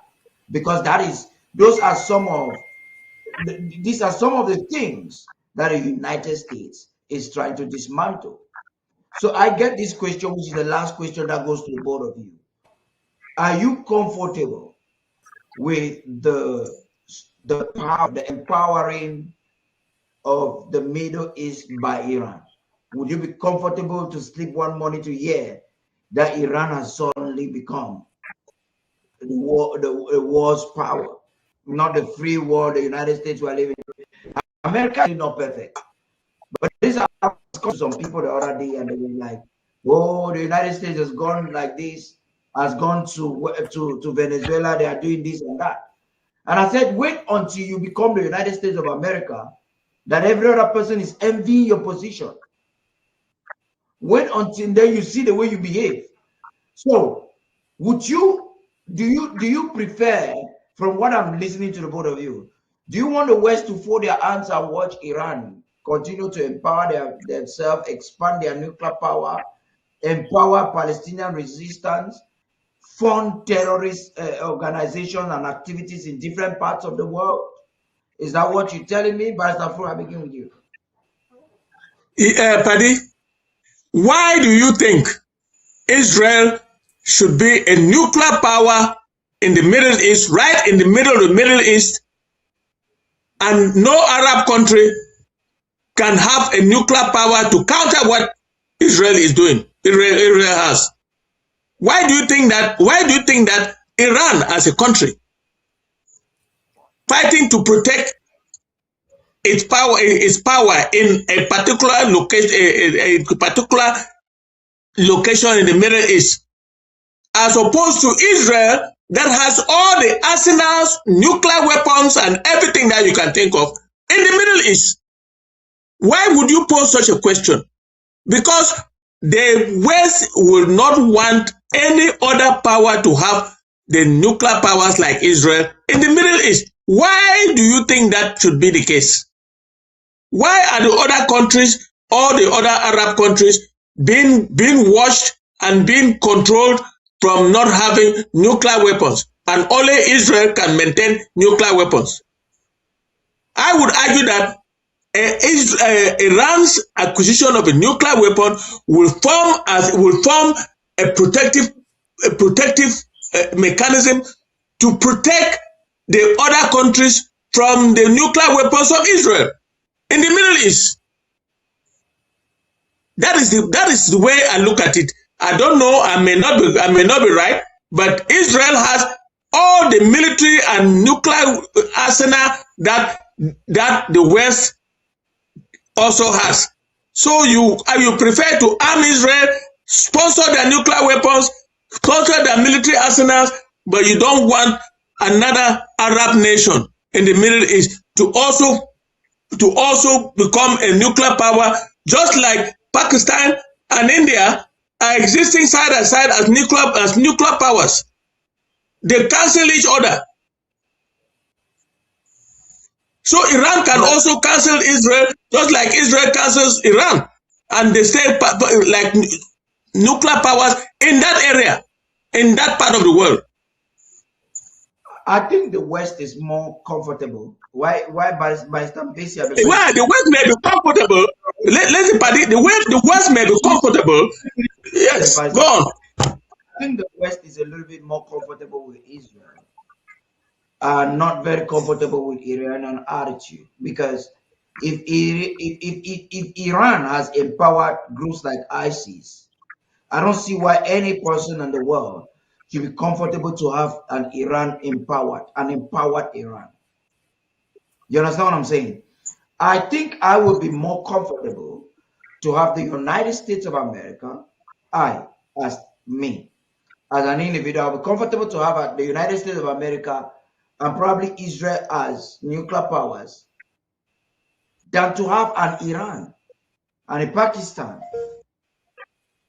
and a Palestine with nuclear power and activity. So this is where I was going, and I want you to speak now, by Mbeseha. Well, if I may say, I think you are just wrong. You are just wrong with that. Because if independent, it does not need license from anybody to be its own defenses. They are free to defend themselves. We have talked about North Korea. When Korea acquired nuclear weapons, this permission of Russia, America or Britain or any other nuclear power in the world, did not. When they had a nuclear weapon and Pakistan did the permission of the States, did not. When Israel acquired their nuclear weapon, did they ask if they should have one? Did not. They thought that a nuclear was important since the region was hostile to them. It back to us. Ambazonia becomes independent. 4 countries and population. And then Yaounde is threatened from the to be just 40. They can land within 50 and take our capital. I will be our defense to protect. Shall we ask the permission from Yaounde to do that? We not. Shall we ask the from Paris, London? No. As I've said, nuclear weapons are weapons. They are not offensive. They are defensive. They kill you. So nobody can attack you. Knowing that when they attack you, you will not attack. Unless I'm not the Americans dish or any power in the world. Has developed a counter strategy that if a nuclear weapon is on you, somebody will not land. That's why it is strong. No solution in the world. Attack anybody with a nuclear weapon. No. But then, will somebody venture to attack them? They will not. Because they know that you go attack them, they say, okay, we'll die with you. They let go that weapon, both of you will all die. And so, again, if Iran is an independent country, like any other independent country in the world, let them be their own defenses they want. If nuclear weapons are so good for countries, be good for us. If they go away nuclear weapons, let it be taken away wholesale, including the United States, Iran, Iraq, wherever. You remember they fought the war in Iraq. Why? They claimed they were trying to take away the nuclear weapons from Iraq. That was the goal of George Bush.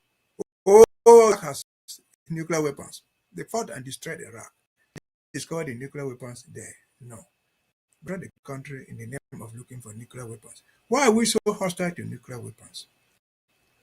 The only thing that can stop nuclear weapons being part of the world is to reduce tensions around the world. So there will be less war. And they can do this by negotiations. You remember, the First and Second World War were fought in Europe. They were European wars. Causes European, but they became the European wars that got extended. No, they didn't get extended. I'm trying to explain. The countries that fought, for example, let me deal with Africa. The countries that were involved in the Second World War, First and Second World War, were supporting the colonial master. They fought, for example, in Cameroon to defeat Germany. The Second World War, first, we never fought in Nigeria. It was not fought in Zambia. It was not fought in. They came here because they wanted to defeat the Germans, their enemy. The Senegalese support France. Fight in the war. What I'm trying to say is, they have learned to stop that among themselves. What did they do? They built a powerful defense. For Europe, which they call NATO, all the 28 countries of the world of Europe are in NATO, which gave them the right to say we shall not fight among ourselves. There are tiny countries in Europe, like Switzerland, like Norway, they're tiny, smaller than Ambazonia.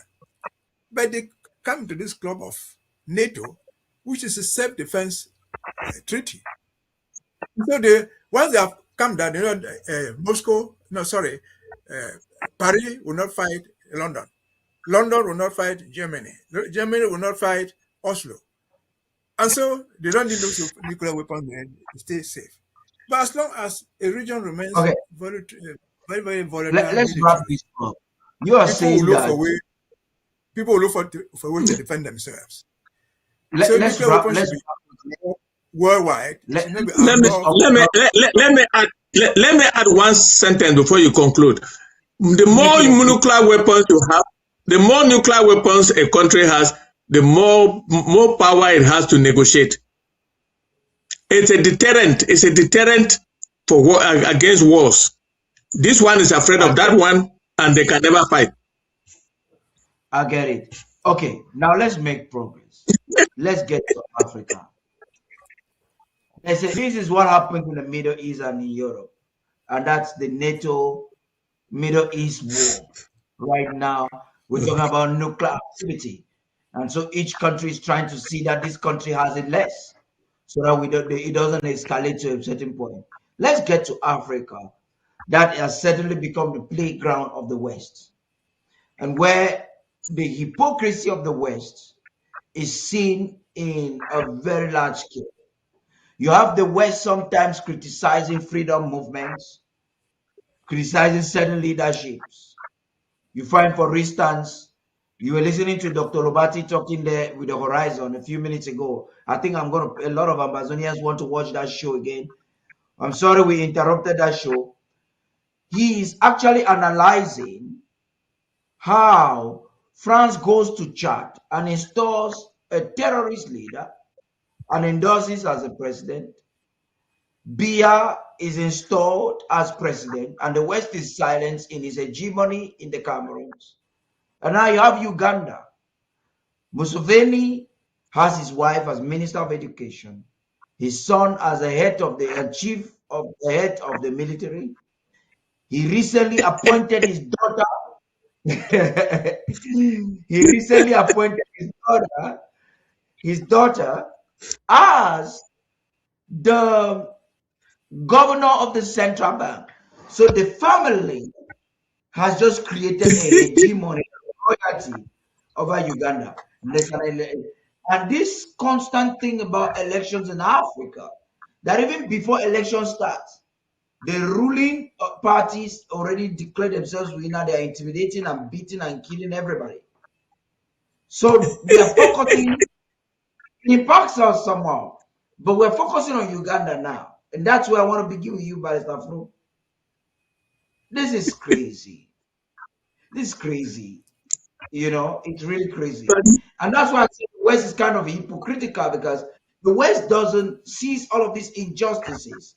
And that's why some people feel like these leaders are planted there by the West, because the West looks at all of these injustices and gives a blind eye. Barrister Fru. I would argue that all the dictators on the African continent were planted by the West for their interests.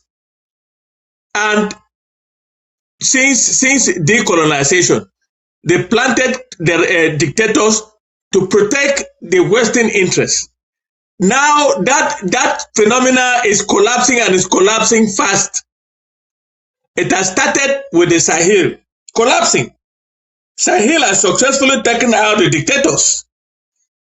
Now it's moving down.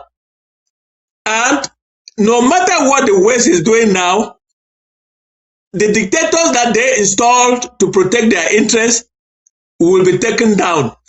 And the dictators have used their position that was given to them by the colonial masters to enrich themselves and protect their families. It's the case of Paul Biya and it's the case of Museveni.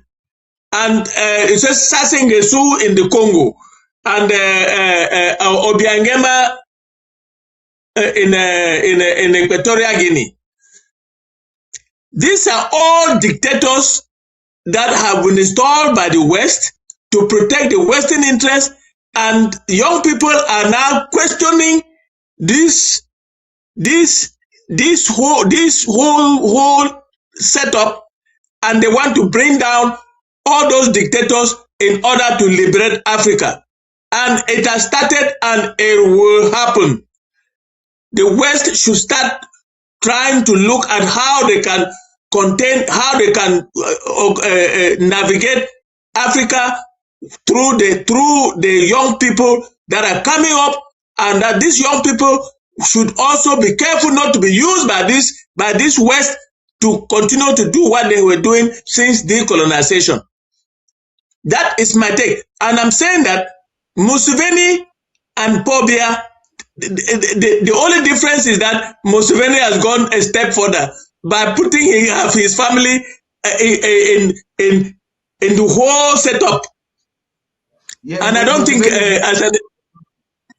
I don't think it will survive. I don't think that arrangement will survive Museveni's rule in Uganda. It has started. I'm predicting a civil war in Uganda, because if you look at the population of Uganda, more than 75% are made up of young people. These old people are dying and going. And Museveni, whatever he does, he should know that when he dies in Uganda, that whole cat will collapse. Just like Paul Biya, where Paul Biya is doing and seizing elections from those who have won, he cannot, even if he stays on to power up to now, when he dies, the whole thing collapses. So the West should start thinking about how to deal with the new Africa than to continue to hold on to the old Africa they planted during decolonization. Do you think that the West will not do a manipulation like they did in Gabon? That's what I think. It's a rhetorical question. No. Hold on. No, hold on. The arrangement in Gabon is by the French, and the French are losing it in Africa. The arrangement in Chad is by the French. Even the arrangement in Cameroon, the French are now beginning to think otherwise about keeping Paul Biya, a 93-year-old man, in power. That is the making of the French. The French alone, without the backing of the rest of the West, will not be able to save the changing African political structure being brought on by the young people coming up. We know that the West is grooming sons that they trust. The West anticipated, in fact, France, let me finish, by Fru. France anticipated a coup d'etat. I have always believed that what happened in Gabon was not a coup d'etat. That was a fraudulent activity. It was not a coup d'etat. It wasn't. I believe that Idris Deby was killed by his son. A great arrangement. Blaise Compaoré went through the same. Now we're looking at Uganda. If you look at the structure in place, the human structure and the system in place, I would think Museveni has groomed his son to succeed him, because that guy, who's the one ordering all the killings right now, might not allow any other person. He has a grip on that. By Mbeseha, how do you think? How do you look at this situation? And as a veteran politician, somebody that has been active on the ground, you have done politics on the ground. You're in Cote d'Ivoire when the Ouattara and Gbagbo conflict was there. You are among those the United Nations sent down there to do some work. When you're looking at Africa today, 20 years later or 25 years after that situation, and you're looking at Africa again to the next, let's say the next 20 years to come, and what is happening now, what would you tell African youths that storming the streets in most countries has not been successful? In Cameroon, it has not succeeded. They have been bullied, and you still have the incumbent there as president. And there's no evidence that the youth will take over power from Museveni as we speak in this election. Where are we heading as Africa at this given time? The youths are not only being, they're being demilitarized, they're being disarmed, billions and millions of youths are traveling in the West, and you have administrations now deporting them just in a very bad situation. What is your technical advice in this situation? Because we're concluding.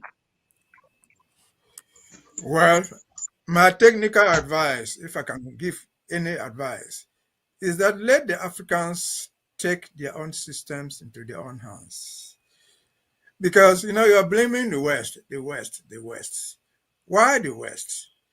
The reason is only that the West, they were the colonial masters. They are the people who colonized different parts of Africa and gave those different spots names. They call one Uganda, call another one Nigeria, call another one Cameroon, call another one Egypt, and so on and so forth.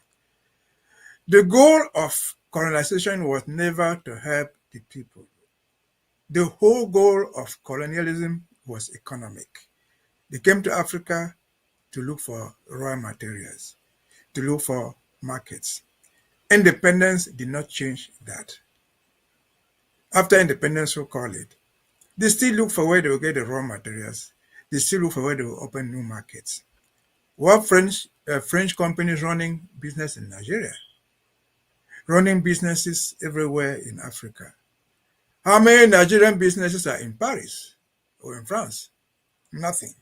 How many Cameroonian businesses are in Paris or in London? Nothing. And so the idea that the West has done this or has done that, they are within their rights to steal. If somebody is breaking into your house and you cannot catch a thief, you are a useless man. If somebody is raping your wife and you don't have the power to cut his head off from your wife, you are a weakling. And so that is the problem with Africa. There is no democracy in the world without term limits. The ability to rule a country as a president or as a prime minister or a leader, call it any form or shape, is it a right or a privilege? It's not a right, it's a privilege given to an individual for a given moment. And if that privilege is so sweet, if it is so beautiful to sit in that office, take your turn and allow another person take his or hers. That's the essence of term limit.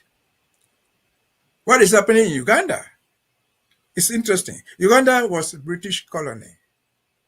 Cameroon was managed by France. These are two different colonial masters. But the democracy has been insulted there. When should Africans learn to be independent? Cameroon got independence in 1960. Same to Uganda in the 60s. But just remember, we all decried apartheid in South Africa. South Africa was not freed of apartheid until 1992, when Mandela left prison and took power. But between 1992 and today, can you imagine how many leaders have changed in South Africa? In spite of the fact that some people don't like it, they have changed leadership. And so if you allow somebody to eternalize himself there, it becomes a family business. What this guy is doing in Uganda is not different from what Paul Biya is doing in Yaounde. If Paul Biya in Yaounde could give, for example, the SNH to his friend who is almost dead, he lives in France, and then he hands over that office to his wife. His wife is running the thing for him. It's a family business. The whole SNH, which is supposed to bring money to the country, it is a family-run business. And so if they are allowed to do this, then we cannot talk about democracy. And again, back to Cameroon. In the 1991, during the tripartite, they at least managed to produce a constitution that gave term limits. 2 term limits, 5 years, for them 7 years. That was the end of it. How did it get changed? Did the French people come from France to vote that law in Parliament? No. Cameroonians voted the law. In that Parliament, I know people who are lawyers. I know professors. They passed the law abolishing term limits. And so, you expect the French, the British, the Americans to come? Like we're talking here. Many people don't like Trump. You are missing the point. Let me learn. Because we don't care that we don't hear any coup d'etat here. Because no matter how bad an American president is, he will do 2 terms and go away. No matter how good he or she is, he will do 2 terms and go away. And until the Africans, as a bloc, learn to accept the principle of term limits. You mentioned Côte d'Ivoire. I was in Côte d'Ivoire.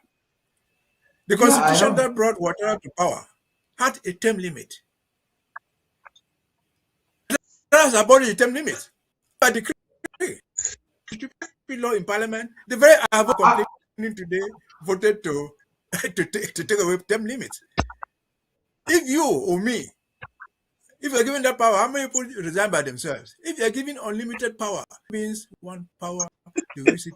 If you can give it to your wife, and nobody will question you. If you can give it to your son, to your daughter, to your girlfriend, why will you not do it? You are a human being. But let me learn. If Africa, let me just learn, please.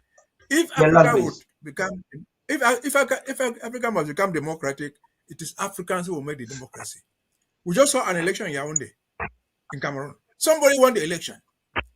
He was being chased away. What did the population do? When we analyze the last segment here in Ambazonia, freedom is expensive.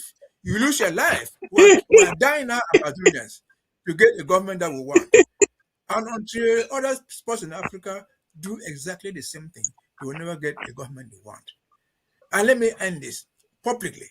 Yeah. The Cameroonian population missed the opportunity to show their independence, to take these things from Paul Biya.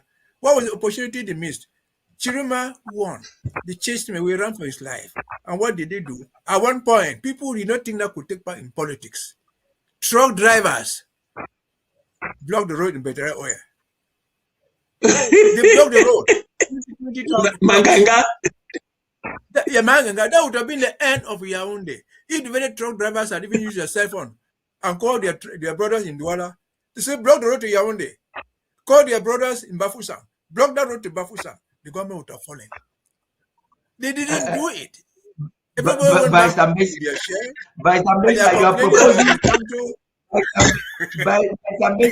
you are proposing something to lame dog. Because again, how many? No, Mbeseha. How many caterpillars can a Tagazi hire to go and push trucks, 30 trucks on Bafusam Road, 40 trucks in Yaounde? All right, well taken. Point well taken. Yeah.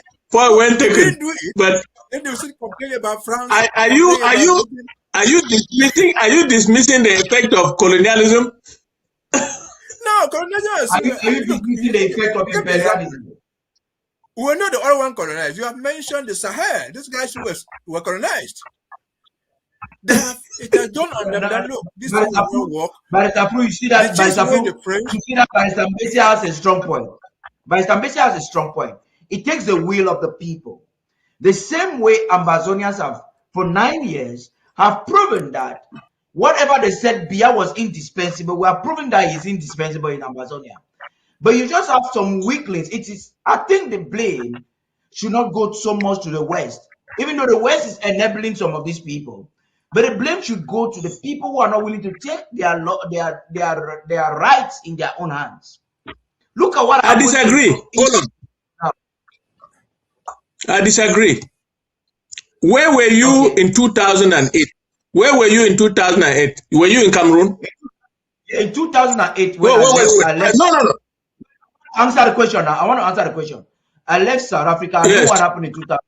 I left South Africa, came to Cameroon. Okay. Listen to me now. Listen to me. Let me finish. Let me answer the question. And Biya threatened everyone with a gun and told them, if you get out, we'll kill you. Apprentice will say 2008. That's what happened now. I was among Anglophones arrested in Mendong now. The revolt started from Douala to Konsamba and so on. And La Piro de Manganse sang les constitutions contestées. And they call it a revolt against hunger. And I tell you, I cannot tell you the number of people that were mowed down, that were slaughtered in 2008 between Littoral and Konsamba going up. That sent a message of fear for a vulnerable population. And the same 2008, Biya went to Parliament and asked for the term limit to be taken off. And because he had successfully filled Parliament with the CPDM courts, whether they are professors or lawyers, like Barrister Mbeseha said, they were all CPDM courts, loyal to Paul Biya, and they voted to take off the term limit. It was through intimidation and killings and orchestrated by the West, because all the military arsenal, all the military movement, everything is financed by France. Cameroon is not in any way to finance the military arsenal. I saw in Douala going to Konsamba and killing people. I can tell you that incident put a fear on. Let me finish now. I will bring out the question of colonialism. The West are doing what they are doing to our people, to the rulers. The rulers have the military hardware. They have the power on the people. They intimidate the people with the killing sprees, with going around and killing people to succumb to what the West want.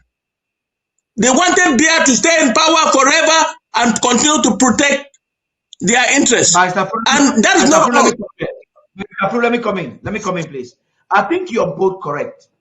Because what... No. Let me go to Uganda, please. Let me go to Uganda. Before Museveni came to power, it was Idi Amin. Idi Amin sent shockwaves to the West. And the West successfully neutralized Idi Amin and put in Museveni, the dictator. And Museveni has been there for decades, for not, I wouldn't say decades, for decades. This 1996. And it played the card of the West. That's why he can afford to put his wife in the central bank, put his son in the head of the military, and put whether it's a daughter at the military at the central bank, the wife as a minister. It is. The son is the head of the military. The wife is the head Yes. of the education, which is one of the strongest ministries. Ministry. Correct. Barrister Mbeseha, I agree with you. If you listen to Barrister Fru expose about colonial and imperialist influence, you and I know the history of Idi Amin. Now, I will not blame just the youth in Africa entirely, because what is the West doing now with Burkina Faso? The West is not welcoming the Burkina Faso leadership with open hands. No. You look at Tinubu's elections in Nigeria, and is immediately embraced in the West and empowered by the West. President Biya's election. President Biya's election in Yaounde, and is empowered. So we cannot, this discussion to be balanced, we must actually not free the West and just blame vulnerable people that are not well, they don't have protecting themselves. They have made these youths to, okay, let me compare it with Venezuela. If America is claiming that 7 million Venezuelans have left the country because of the leader that has just been taken into custody now in New York, and America will intervene directly. So America is not seeing that 64,000 people have died in Southern Cameroon, and that over 2 million Southern Cameroonians are seeking for refuge around the world in a country that should be the richest country in Africa, and that they can directly just involve and get this thing done with. So you see, I heard somebody talking about the hypocrisy of the West. The West is hypocritical to a very great extent vis-a-vis its current situation, and we cannot free them from the imperialist involvement in most African countries today, because until now that we speak, they're frowning against Niger, they are still frowning against Burkina Faso, they are still frowning against Mali, and they are trying to infiltrate these governments to plan their hegemonies, either through removing the authentic leadership and planting the ones that are not correct. So, Barrister Mbeseha, I want you to speak briefly so that we can conclude. We're both correct. We're all correct indeed. The problem we face is that we sometimes bring in too many things in line. And I said that we talk about the West. So they colonized us. Colonialism was not for free. They came here because they wanted to make money. And they have been making the money. Yes, they give us arms. The arms are not given to us free. Whether it is in Uganda, Cameroon, or anywhere, the arms are sold for a profit. The arm industry is not owned by the government of France or the government of the United States. The makers of the arms sell them for cash. You buy it. But should we continue to, let me just take it back to ourselves. If it was a question of fear, you and me would not be sitting here and talking. We've lost hundreds of our own people. If this gone fear, we would not be here. Ambazonia would long since be dead. But we are still talking because we are resisting. And let us remain in Africa once more. Remember, you have mentioned the Sahel. In the Sahel, it's not just Burkina Faso. Something happened in Niger. When the military dictators in Niger said, away with France, the French ambassador said they were not going. We don't recognize that nonsense.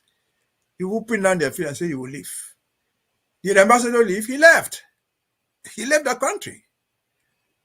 And so, until we assert ourselves, as I've just said, I don't know whether you understand me.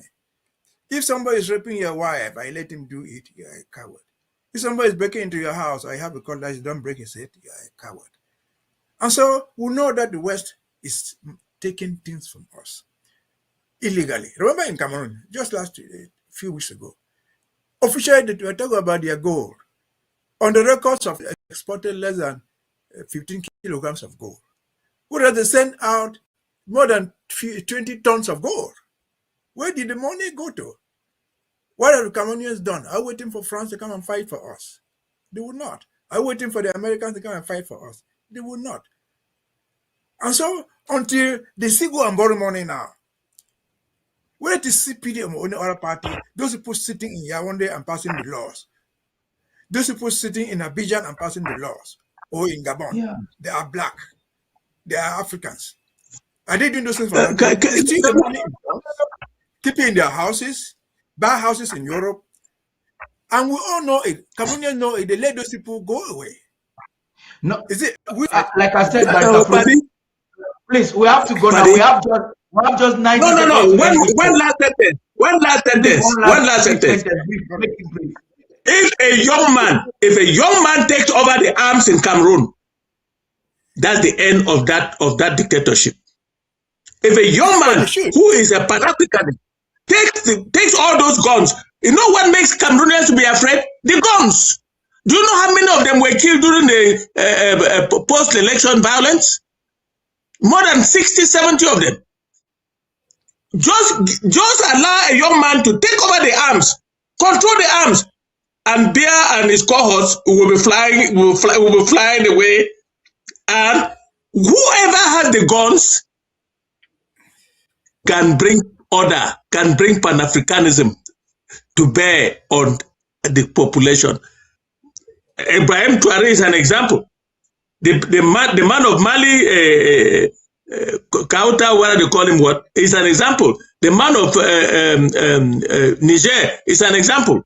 They took over the arms. They took all over the arms, Paddy, and the population felt protected. But I agree with that. You realize there's a two-way traffic about it. They are good in dividing to rule the people. Right now, you have the Chiruma. The Chiruma Comm and the Cameroons is divided bigly. It's very divided. Big time. Very big time. Yeah, they are divided. And that's the strategy they have always used. It's an unfortunate situation. We are saying that the West should not use double standards in the way they intervene with what they call dictatorship. If you're calling the man in Venezuela a dictator, then Biya should have another title. There's no English word for that. That's what I think. Thank you very much, barristers. Thank you, gentlemen, for coming for this discussion. It is a discussion that will take us all day. I wish we have enough time. Yes. Started a little bit.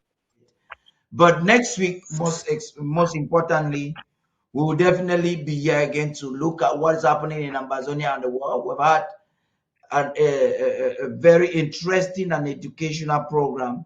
And I'd like to remind Ambazonians that we are actually streaming this program live on satellite in East and West and Central Africa, in the Sub-Saharan Africa.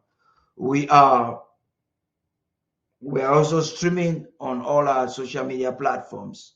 The interesting part about the whole thing is we are making progress. The program is also being streamed on radio, which is under production or creation right now. We hope to make the platform much better and more accessible in the days ahead. We're calling on every Ambazonians to get ready to participate. We're calling on you, for those who are club members and your patrons and you have not given your dues. We're looking forward for that. We need to get this platform going. This is our voice. It's a place where we get to talk to the world. We get to give our own narrative and perspectives. This is the only platform we have for the people of the Southern Cameroon and Ambazonia to talk openly and freely. It is not existing anywhere. For decades, we were denied that opportunity. We were told that we're not good enough, that we can't do anything that is good. They call us Anglophones, Le Baminda, primitive people, and made us to feel that we're inferior.